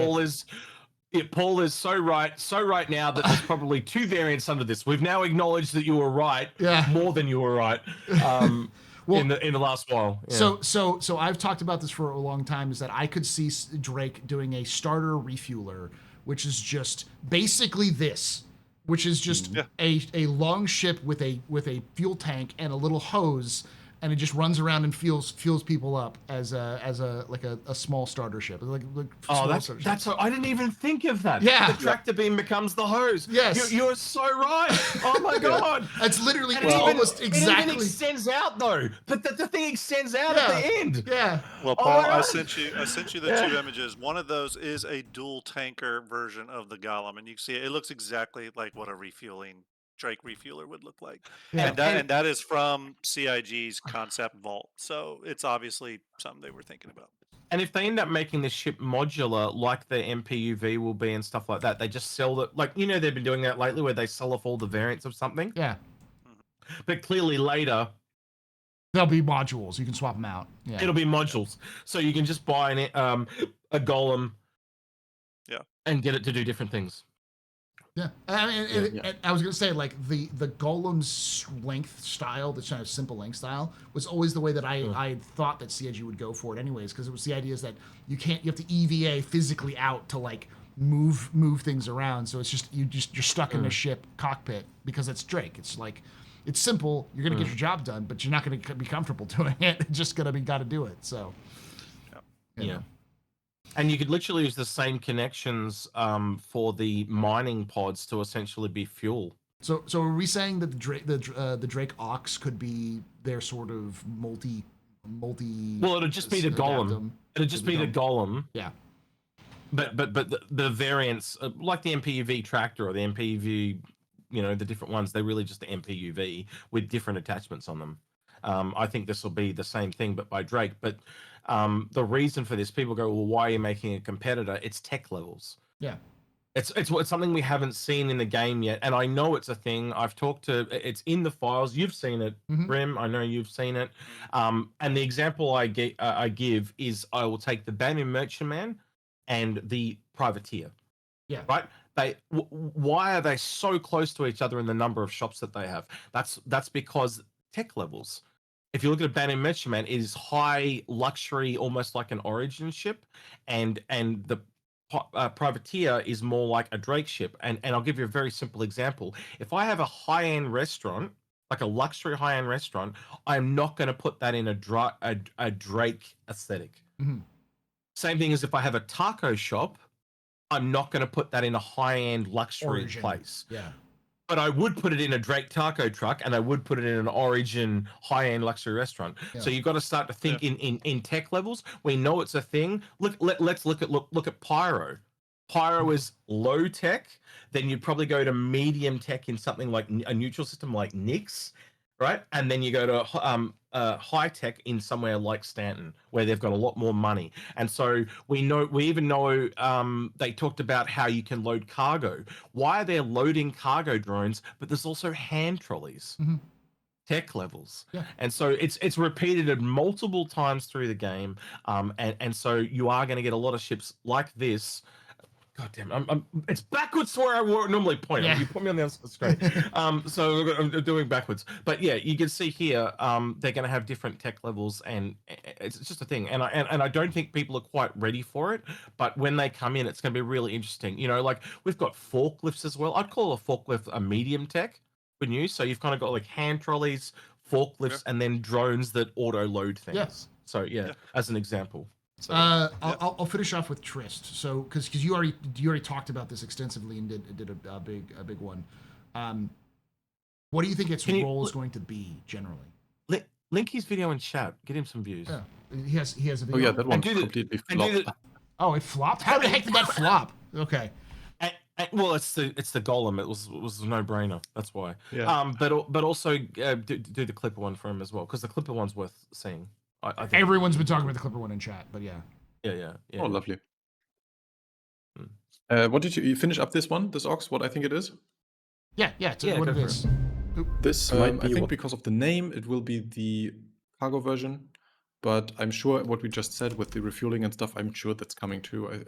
I just the only thing I wanted to add what Execute just said, even if it is the same role and you ignore the tech levels, I think it's just world building at this point. We want to have, there's not just one truck, there's different manufacturers. People like that. It makes the world more believable. So people just pick the one they like. So I love another version. I like the Golem more than I like the MPUV, even if they are exactly the same. I would pick the Golem. So the one that you see on the screen right here is a concept art for the Golem that they were working on at some point.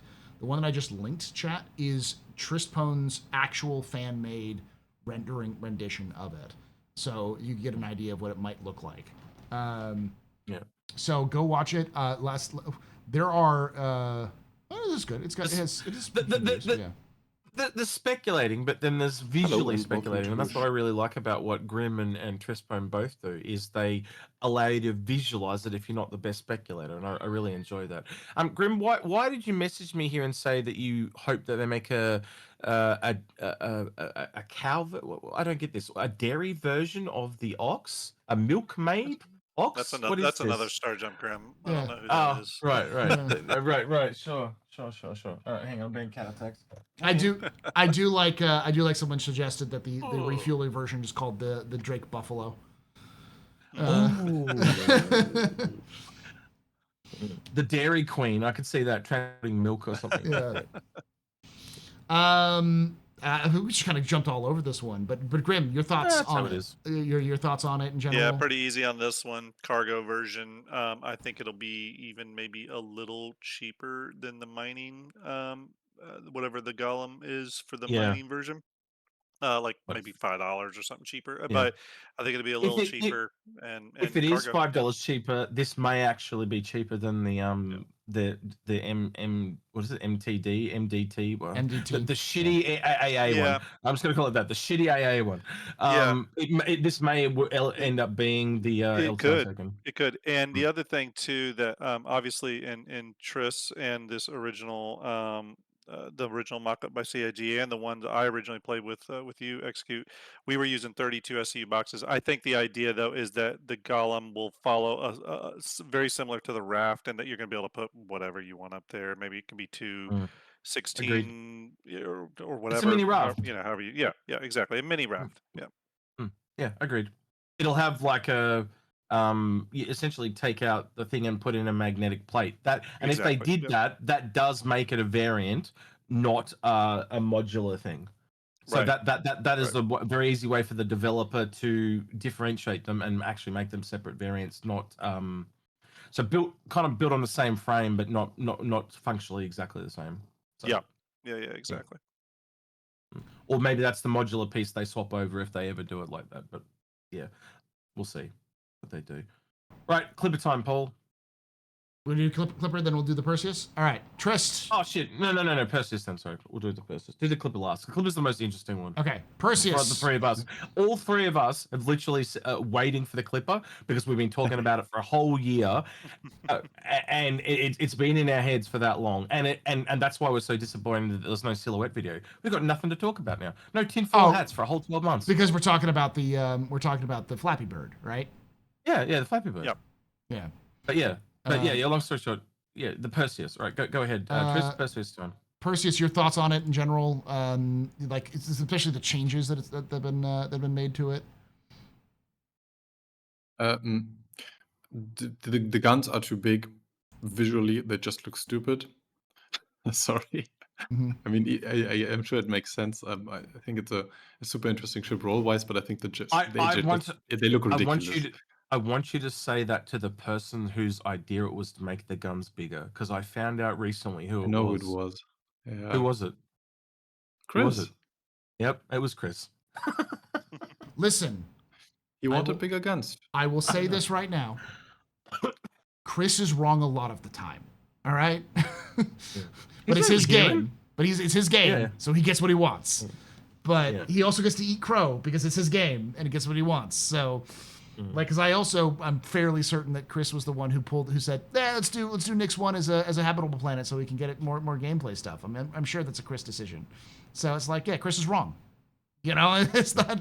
Chris can make some stupid ideas. So the look on Algrid's face, good. the look on Algrid's face when John Crew told him the law doesn't matter. Yeah. Fucking priceless. I knew it didn't matter. I was like, I've been telling Agrid this for years. It's to fill in the gaps, bro. Yeah. Like, it doesn't matter. Like, they will just rewrite the law. And it's like you said, you were saying the other day on your stream, they need a law Bible. They never had a law Bible. No. And that's why they're making so many mistakes. And that's why we have 4 liberators in the game. Yeah. We have multiple Vulcans. We have multiple the craziest one for me that I only found out recently is there is a Crusader Intrepid ship and there is a Crusader Spirit Intrepid skin. Yeah. God, that's confusing. But yeah. Oh, and I'm gonna. Sorry, I totally hijacked that. Though. My bad. I'm gonna take this person and give them a night. So you'll. Oh, we got a bot or is someone going off at me? Someone decided. Hold on. No, come on, give me something more. Well, I'll just continue then while you go for it. Go ahead. Sorry, Chris. I think the design-wise, the old one looks pretty good. The new one looks ridiculous. That said, if it makes sense gameplay-wise, we'll see. I'm not super deep into the Perseus because I was busy looking at another ship of a similar size for the last year, but what I'm excited for, what I'm interested in is how they learned from their mistakes on the Polaris, especially. They have already changed the layout and the color markings they have added now, but I hope that that we see an evolution there. I mean, visually, it was already stunning, and I don't think there's much that I have to improve here, but I want to see how they learned from how to design the inside of this. That would be interesting for me. Grim, your thoughts on the Perseus? Yeah, it's a big important ship. It fills a much needed kind of large combat gap that does exist in the game right now. I think this ship actually is perfect for Star Citizen, like the game. Like it really is a needed ship. Big guns, brawler. CIG is obviously developing content sort of around that. We're going to see that pretty heavily with the fleet tactical ops stuff. So, from a gameplay perspective, the Perseus is really one of the best fit ships that CIG's created in a long time in terms of it plugging into the gameplay. Um, on the visuals, I'm excited to see it only because I did some just the other day, actually, I did some inspections of the original Perseus concept model, which you have up here, designed by Gavin Rothery. And I did some really close up inspections of it. And actually, all the greebles and line work we see in the new model from the trailer do exist in this concept model. It's how readable they are. They're a lot more shallower. So this Perseus actually seems like flatter, but technically all those parts and pieces are there if you look really carefully. So it's going to be interesting to see how it translates. I was a big fan of the Polaris. I've said multiple times. I think it's like a high watermark for CIG on ship work. Not perfect, but I don't think any of the ships are perfect. But I think the Polaris is still a high watermark, and I'm excited to see how they take the lessons learned on the Polaris and apply those to the Perseus, because you can extrapolate that down and think about how that's going to eventually apply to the Galaxy, how it's eventually going to apply to the Arastra, other ships of that scale in the RSI lineup. So, yeah, I'm excited to see it.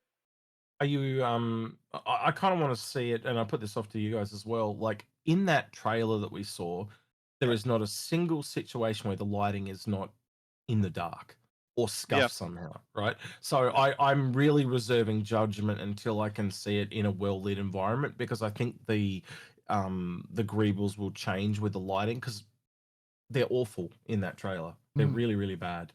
Yeah, I mean, the the Greeble thing is tricky because there are some places where the greebling my problem with the greeble work on the Polaris though is not the greeble work from it's a distance readability issue. It's not the greeble work on the ship. It's how the LODs are visualized across Yeah, certain ranges. The Polaris looks stunning up close, and I don't think yeah. CIG should change any. It's those mid-range LODs that have problems with readability. Mhm. So again, we'll have to see how they tackle that. But another successful thing they did with this sort of new bar that they've hit with the Polaris exterior is they've really raised the game on exterior lighting on large ships. And we've seen that in other ships too now, post Polaris ships like the Paladin and stuff, where the exterior lighting of the ship is stunning. And I'll be curious to see if that's translated over on the Perseus. And all you have to do to compare that is look at the look at the Idris we have versus the Polaris on exterior lighting, and Well, it's I think instantly. it's Yeah. other ships too now. Go look at the Paladin. The Yeah, Paladin's Paladin's got another the good example. really, Yep. really good greeble work on the outside of it. The Shiv's got really good outwork on Yeah. the outside of it, but also the lighting you talked about. The Paladin Yeah. is got all these red lights on it, and I think it's one. It's really cool. that Polaris literally set the bar, and everything else has now is to jump that bar. Yeah, it's really just an LOD issue for me, and that to me is Yep. actually kind of easily solved. They just need to work on the whatever LODs that are problematic. So X, your thoughts? I don't really have to say anything. Everything these gentlemen cover is the same thing. I just want it to look like that picture there, and more armored than it is. And I also did send you a graph picture that I think this is more for Triss than anyone else. Triss, the reason why you need to look at this ship is just because of this graph. When the Perseus was sold, it had a massive spike, higher than any other ship sale. It's Be right the back. only ship on the graph that it has its own spike. All the other ships are, so the other ships are literally all manufacturers. It's in the chat between us. If you want to go look at the I'm waiting for Paul to pull it up. I'm pulling it up right now. You're gonna have to pull it up full screen, Paul, because people aren't gonna be able to see it in that tiny thing. You have to. I'm gonna put it. I'm gonna like zoom in on it. Yeah, it's fine. We can talk like this, Paul. Oh no, Paul, you killed it. Yeah. Hold on. Right. But you can see there the Perseus literally got its own spike, which is crazy. It's the only ship that has its own spike. If you look through this, a lot of it is like in manufacturers, but it spiked almost as high as RSI in which was like 2 years later. Yeah. So that gray line in the background, that's the average bell curve, right? Mm-hmm. So you get all those spikes that go above the bell curve. They're the ones that are outliers, but it's the only outlier that is a ship. It's crazy. So they are, and you try and talk to people that have multiple ships. There's not a single person I don't. Well, I'm sure there's one or two, but there's a lot of people that own a Perseus. Like it's a very popular ship, and our CIG would know. I was about to say RSI. CIG would know this, and they're going to make a killing this year with this ship.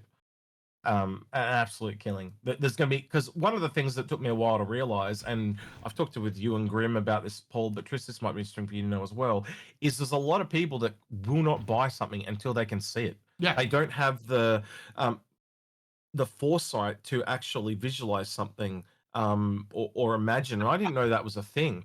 I didn't actually know that was an actual thing, but there are people that don't have that ability. I thought everyone had it, but obviously it's only the crazies that get it.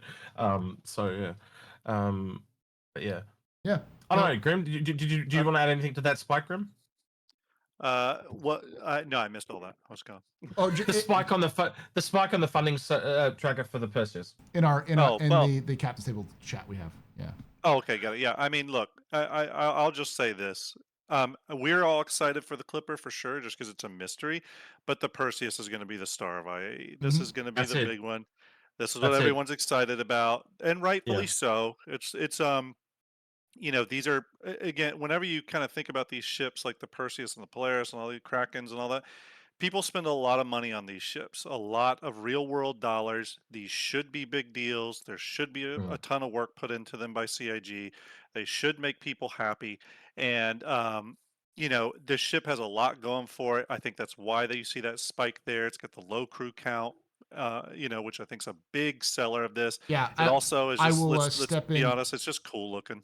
I'll step in because someone said that it's Polaris sized. The Polaris requires, if fully crewed, is 7 to 9. You should open that program. A friend of 168 meters. there's this really good friend of mine. He makes this awesome program called Fleet Viewer. You might have heard of it. Yeah. And in Fleet Viewer, it allows you to put in ships like the Polaris. I'm just going to send you an image, Paul. And then I you will can put say in, this, that I'm not one of the ones that's really convinced that the Perseus has grown all that much. I think maybe it's grown 10 meters, 15 meters, something like that. Wasn't it? But I don't think it's anywhere near 25? Polaris. The room I've heard is 25. Yeah, I've Like heard 25. So I put it at one. Yeah. I put it at like Carrick size.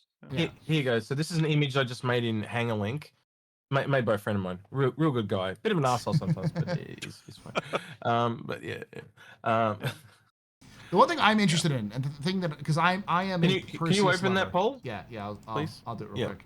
But the thing that hold on, we got to be aiming something.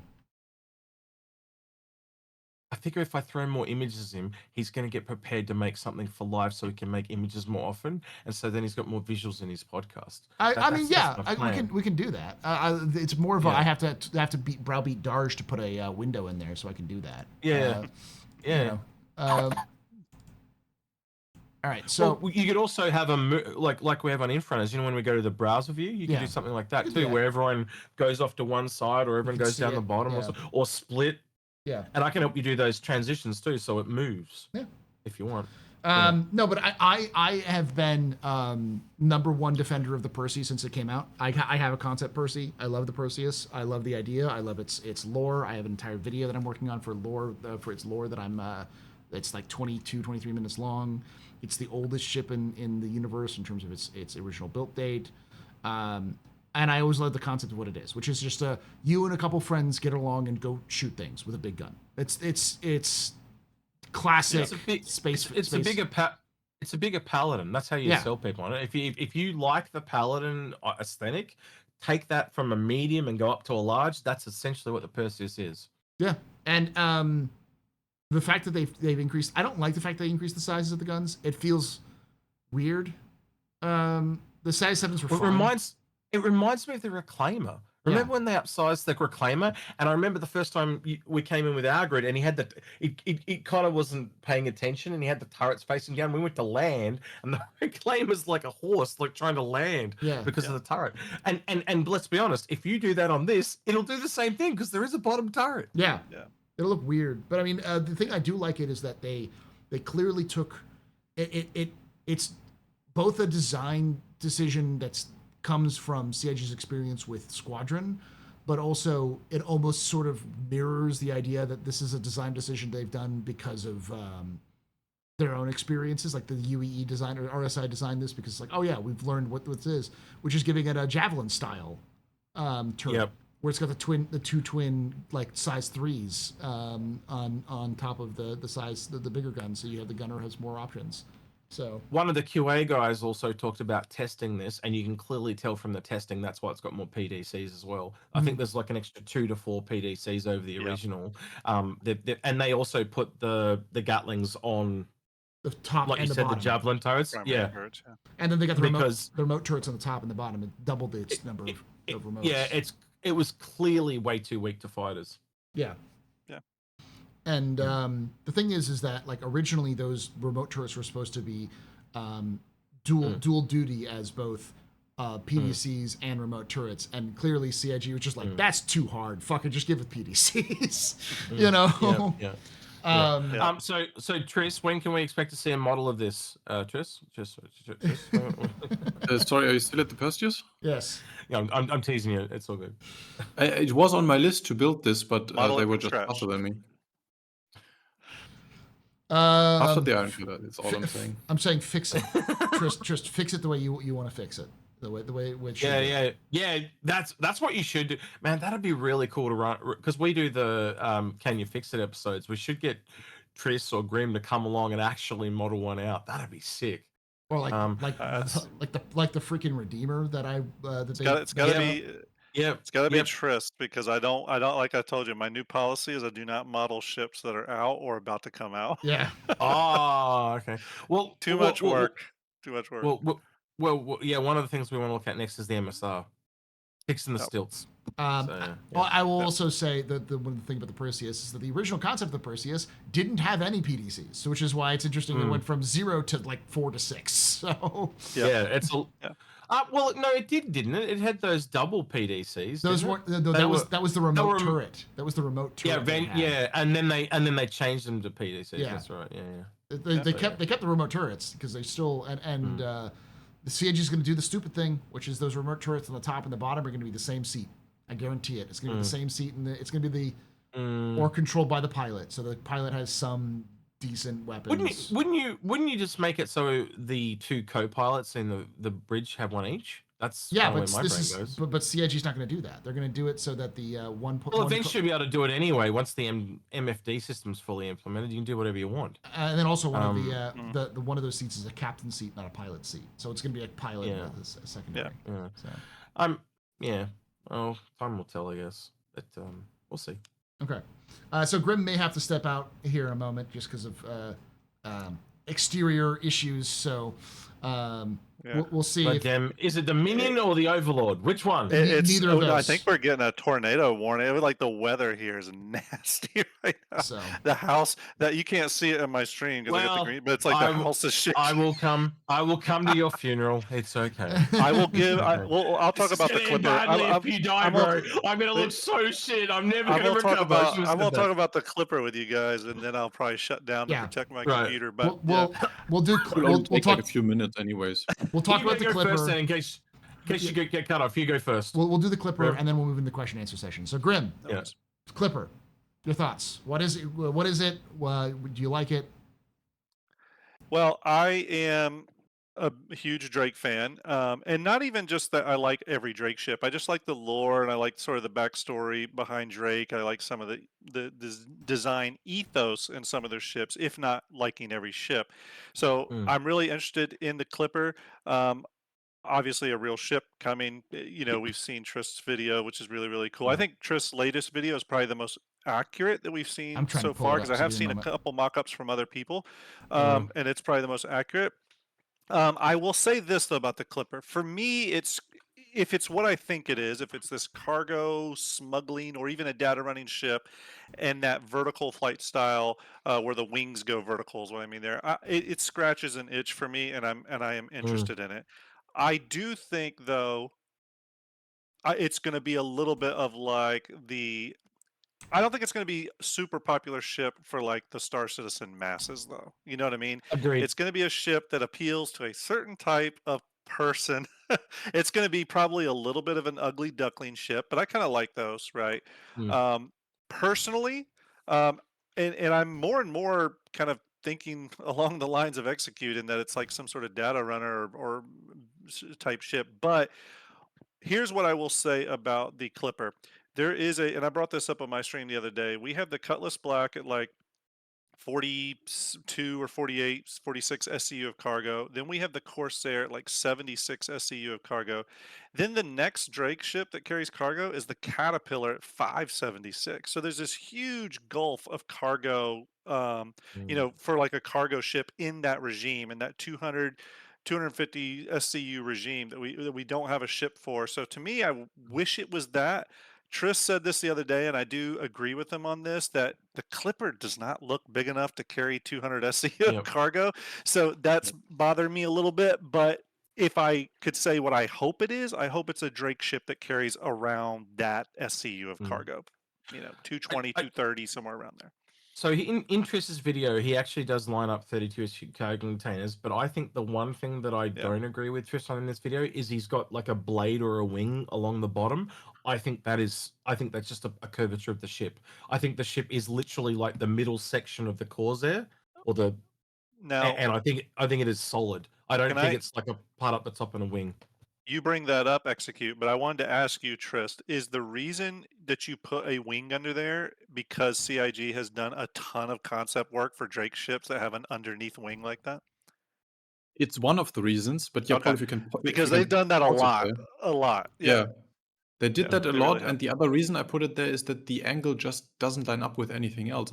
I checked if it's flat on the bottom and there's like a ramp there, but there's just no angle that really works other than something that is, you can see from how it is in between those lights, that it is just a thin part that is not the whole width of the ship down there. Yeah, So and what I wanted to say in relation to that is if you go back again, I just did 3 episodes on my channel covering Star Citizen concept artwork that kind of didn't make it, and for quite ships, for definitely the Corsair back when it was referred to as the Super Cutlass, the Cutter, and I think one more, they experimented in the concept phase with an underneath wing like that.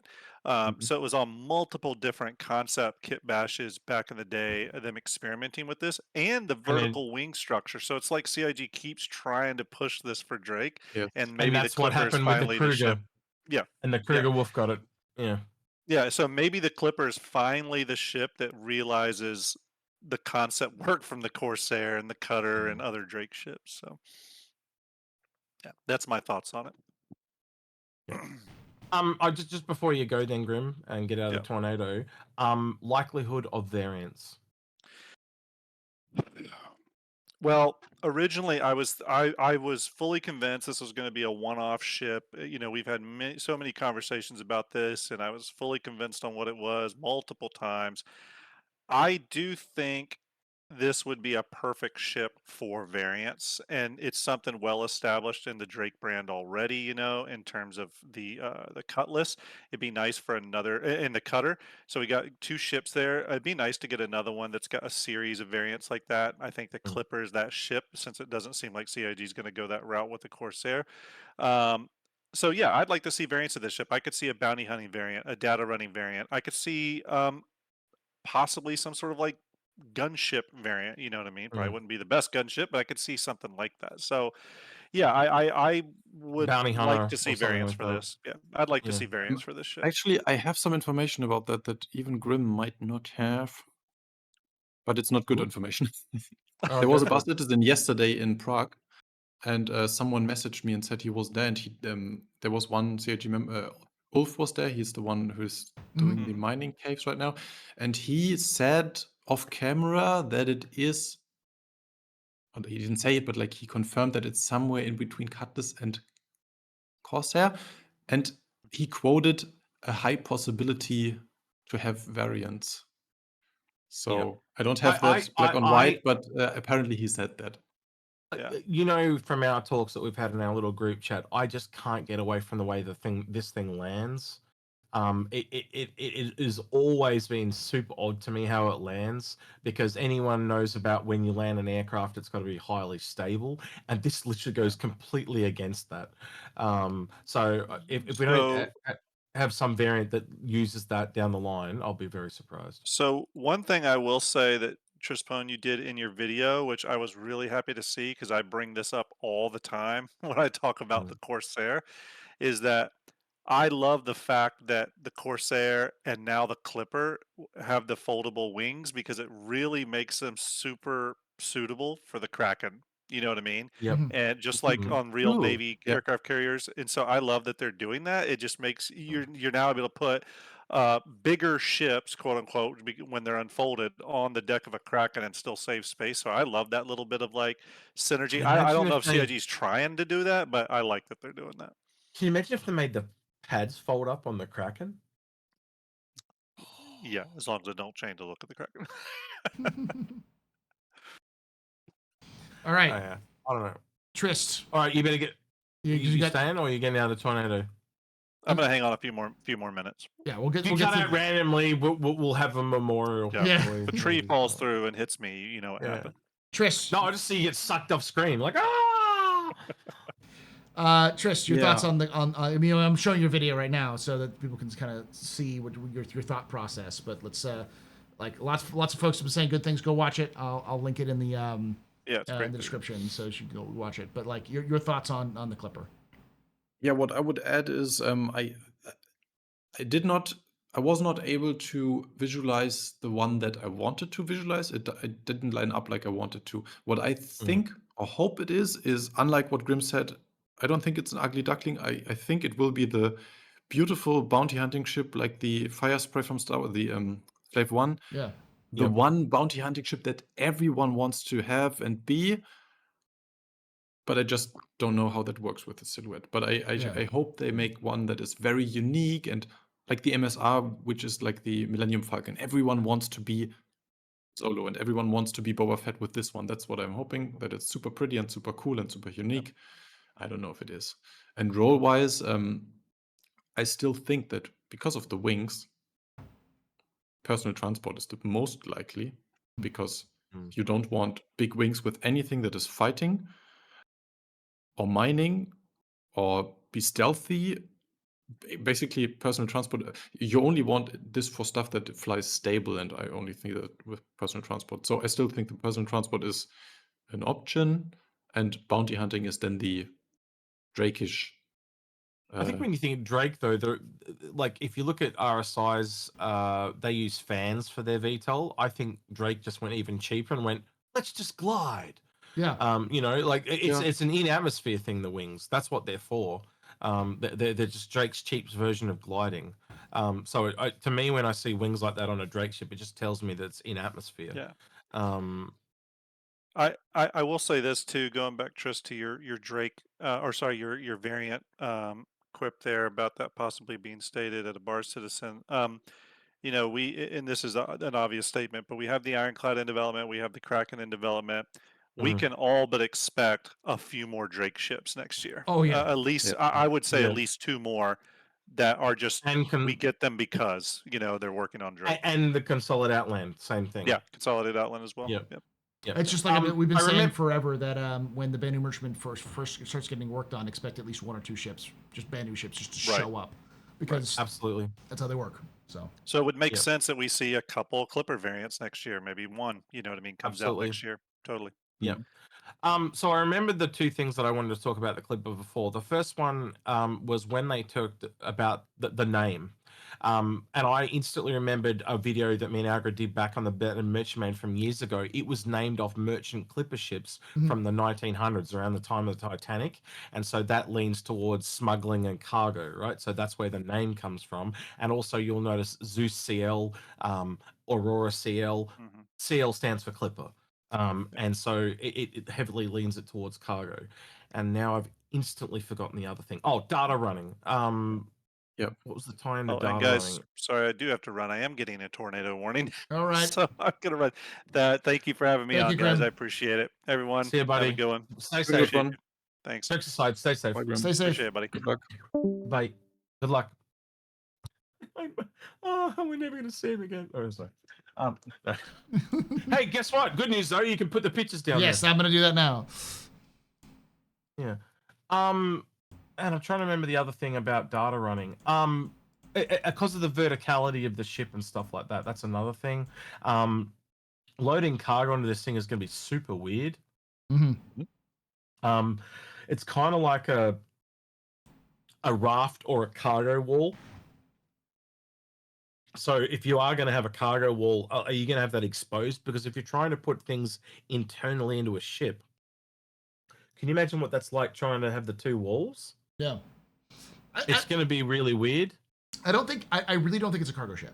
I think it's probably a bounty hunter ship because it's got that Slave One thing going for it, or it's the thing we thought originally, which was like some sort of mining vessel, but it probably isn't a mining vessel that's coming out now. So, well, I wanted to bring this up with Twist. You know how he's sitting there talking about how there's a fin underneath? Yeah. Has he ever considered that the cargo is exterior on the ship, and it goes underneath? Actually, I just want to mention that I just got a comment today, and I thought, for me, the ship is too short. And today I thought about maybe the wing there is not a wing; it folds down. It it's a flaps cargo. 180 degrees, so the wing goes to the back, and then Mm, containers attach on the sides of that exactly. thing. So it's basically an extendable cargo grid. That is Yeah. also not the worst idea. Because when you go look at the I know it's really tiny in that trailer, but that does not line up. And you even said in your own video, it does not Yep. line up with your thing. And the other thing you talk about is there's 12 months difference in development. So I actually think there has been changes to the shape of this thing. It is a really weird shape. Yeah, so It doesn't I even think the have ship. to change. It could still be that. If Well, you if you pause kind it of see there, it, it's very, very box-like in the video. It's literally just like a box attached to this giant wing. I could see it and- so that what I modeled there is the front half of that, and the back half, you don't see the separation there. But what Yeah. makes it so long is 2 or 4 32 SU crates at the back of what I modeled. And so this is why it looks so long there. Yeah. You can't really. If this would be 2 pieces, like a front ship piece and a back cargo piece, you wouldn't see it here because of the shadow and the wings. Yeah, I could be wrong, but I don't know how much it's changed, but like it's really hard to tell there. But I even think you could actually just have the wing all on one side, and they literally just fold around the body, and then it's like the Saulian, and the whole thing just rotates because that's simpler. It's what Drake does. Drake doesn't tend to do complicated. It was one of the first things Algrid ever said. He says this is too complicated for Drake. Drake don't do complicated. If you look at the cores there, it's literally the wings just fold, right? Yeah. But if you make the wings just fold on this, then all of a sudden it's got to land in a really awkward way, and you're going to have a rotating thing and all this type of shit. Where if you just make it so that it just rotates, it makes it so much more simpler. Well, you know, like I think that the reason I'm so excited for it is it's like Grim said, it just answers the mystery, doesn't it? We just want that mystery answered because it's been a burning question of us trying to work out this puzzle. So everyone else, I know, like Grim said, they're going to prefer the Perseus, but for us, it's the mystery we're trying to work out. And also because no matter how it turns out, it will be unique. There's no comparable ship. I can see the name. 100%. I can see the name though, because like those wings look like sails. So like they very much look like sails, and it also Looks like clipper sails, yeah. Yeah, it also has that sort of similar vibe to Star Wars ships. There's plenty of Star Wars ships with those sorts of like those big vertical wings in the past, or those like sort of like wing design like that, sort of like backwards wings almost, whereas like the normal curved wing that cuts through the atmosphere is like reversed for whatever reason. That's very very similar. So. You're a Drake guy too. This is why I was pointing like this before, because he was saying he's a big Drake guy, and I know you're a big Drake guy too. And you've also got the lore stuff. If they brought out a variant of this, would they go, okay, so this is the Clipper Black, the blue, and the red, or are they going to go like separate ship names? So like the Clipper, the Stalker, the whatever they call them. No, they'll do colors or some other patterns for it. But I've never seen them redo colors. No, but they have gone beyond that. So it's like, you're true. They did the Rambler, That's what I'm saying. Yeah. They broke their own convention. Yeah, I can see it. I can see something like that. Like the Clipper,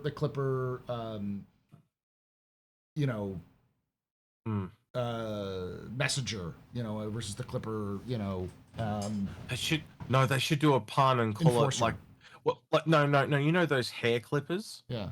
There's a really famous American brand called the Wall. Yeah. The Clipper Wall. Yeah. So yeah, it's the Clipper that'd Wall. be a great pun.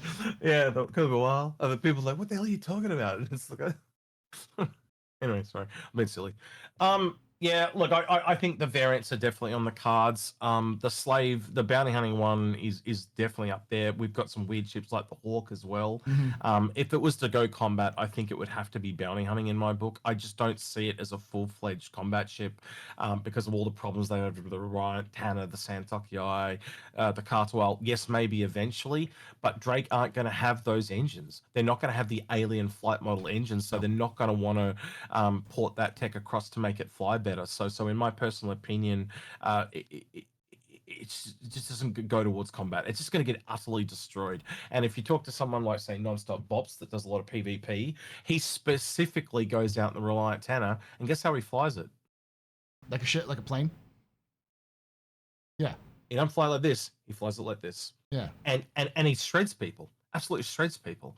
But you, as soon as you go vertical, it causes all these problems. And so I just know for a fact that even before I started talking to bops, it just wasn't going to be a thing. And look at all the improvements they had to do the Tanner to even get it in the ballpark of usable. They had to add 2 ball turrets, you know, and stuff like that. They'd upsize the guns. That, you know, it's just got all these issues. But yeah, I don't know. I just don't see it. I don't know. I'm interested to see where it goes. We know the Pioneer, as an example, has underground mining extraction. This is the only ship I've seen up to that point that has some kind of landing mechanism. So I wouldn't be surprised if we saw some kind of underground mining extraction variant as well. But you know, if it doesn't happen, it doesn't happen. I'm not going to be, you know. I think Triss. I'll leave it with Triss. But Triss, I think this is what I'm looking forward to. Is just answers. Is that where you're at this point? I just want it out of my life. And then I want new ones. Yes, that's it. I wanted the video. Yeah, I want a new one. We talked about this for 12 months. I want a new one. And I'll be really disappointed if they haven't realized what they've done for the amount of free content that we give them off one little video. So many people with the silhouettes. They need to bring back the silhouettes. There's just and even if it takes them 6 months to bring it out, they need to go back and do that, because the amount of free content they get from it is ridiculous. And people love to speculate. I know there's a lot of people that don't like to speculate, but there are a lot of us that do, and it's just enjoyable to try and figure the puzzle out. I know that sounds weird to say it like that, because some people aren't that way. My channel falls and stands with this one. Yeah. I mean, I mean, my lore channel is a lot of it is also like speculation. It's a lot of it is what do we have, and then we have to put the pieces together in a puzzle. It is a puzzle. So like I'm putting together pieces of this came out, 10 years or 5 years ago, 10 years ago. This one came out 2 years ago. This came out last week, and I have to, and they all have similar connections, and they're referencing each other. And I've got to connect the dots to figure out what the wider picture is, and then if there's any gaps in between, I got to go, okay, so what's the logical whole? And that's what you do in history all the time. Is you have all this information, and often you have gaps, and you have to fill those gaps in with something, and so we guess. Based off of what we have, and then sometimes we're wrong, sometimes we're right when we get more information. That's what we do, and that's what CIG does really well. So, for you specifically, Triss, I think Paul would agree with me on this. Maybe take this as an opportunity why you don't have that silhouette video, and expand and talk to some other people, and come in and talk with us as infronters. Go and talk with Grim as well, and get a little bit outside your comfort zone, and talk to some other people and speculate with people, not just a video. I think you'll find that you'll grow from that, and it'll expand how you think about things. Paul will tell you there's not a single infronter that hasn't been influenced by another infronter and changed their mind. It's a really great process. It's life-changing, some of the shit we've done through infronters to me, like and even the real world stuff that it carries over to how you handle people and all that type of stuff. So take the opportunity. I think you'll grow from it. It'll be really cool. I will finish off by saying I'm looking forward to see what the hell this thing looks like, and then if it's right, everyone's right, and it's that sort of vertical weird stabilizer things, then my response is I'm looking forward to the Slave One, gosh, it's probably not going to be called. They'll have to. I'm just going to call it the Flappy Bird. If I buy one, I'm calling it the Flappy Bird. That is what I have to do. The Clipper Enforcer or whatever they'll call it. Man, look, I can tell CIG knows they're going to sell a lot of this, because the last 3 sneak peeks have all been about this, and we haven't got a single thing on the Salvation. Yeah. And they're the only 2 new ships, realistically speaking. Yes, the Salvation and the Clipper are the only 2 new ships. Everything else is a variant of or a release in the Perseus. Yeah. All right. Thank you so much for joining us and watching us. Thank you. Make sure you check out Infrunners, check out Star Jump and Star Jump Grim. Check out Trispone on YouTube. Make sure leave your condolences in the chapel there for Grim. For Grim. And tell him it was nice knowing him. We'll make sure he reads them, make them heartfelt, make him bring a little tear to his eye. These are going to be terrible jokes if something really goes bad. if he actually gets hurt. Yeah. If he gets hurt, well, hey, all the better. At least we've got it there for posterity. But If you want to join us live, twitch.tv/theastropub, youtube.com/@thecaptainstable podcast. We do these on Saturdays at 4 p.m. Eastern, 1 p.m. Pacific. We'd love to have you come join us live because we're going to now move into our question and answer session where we talk about take questions from the chat and we answer them as best we can. But for now, we take a few minutes to grab something to drink, grab something to eat. So go ahead and do that, but we'll be right back. If you're listening to this on the podcast format, which is the format that comes out the quickest after, obviously, the live broadcast, make sure you check us out at Spotify, at Captain Stable Podcast. It's also on Apple Podcasts and all of the other Google Podcasts, all those other places as well. And we release these videos I actually release these videos on Mondays and Fridays. So make sure you hit that subscribe button if you're watching this after the fact. Like the video and comment down below on your favorite ships from IAE, what you think, and all kind of stuff. Thank you for watching, and like I say every time, hope to see you someday in the black.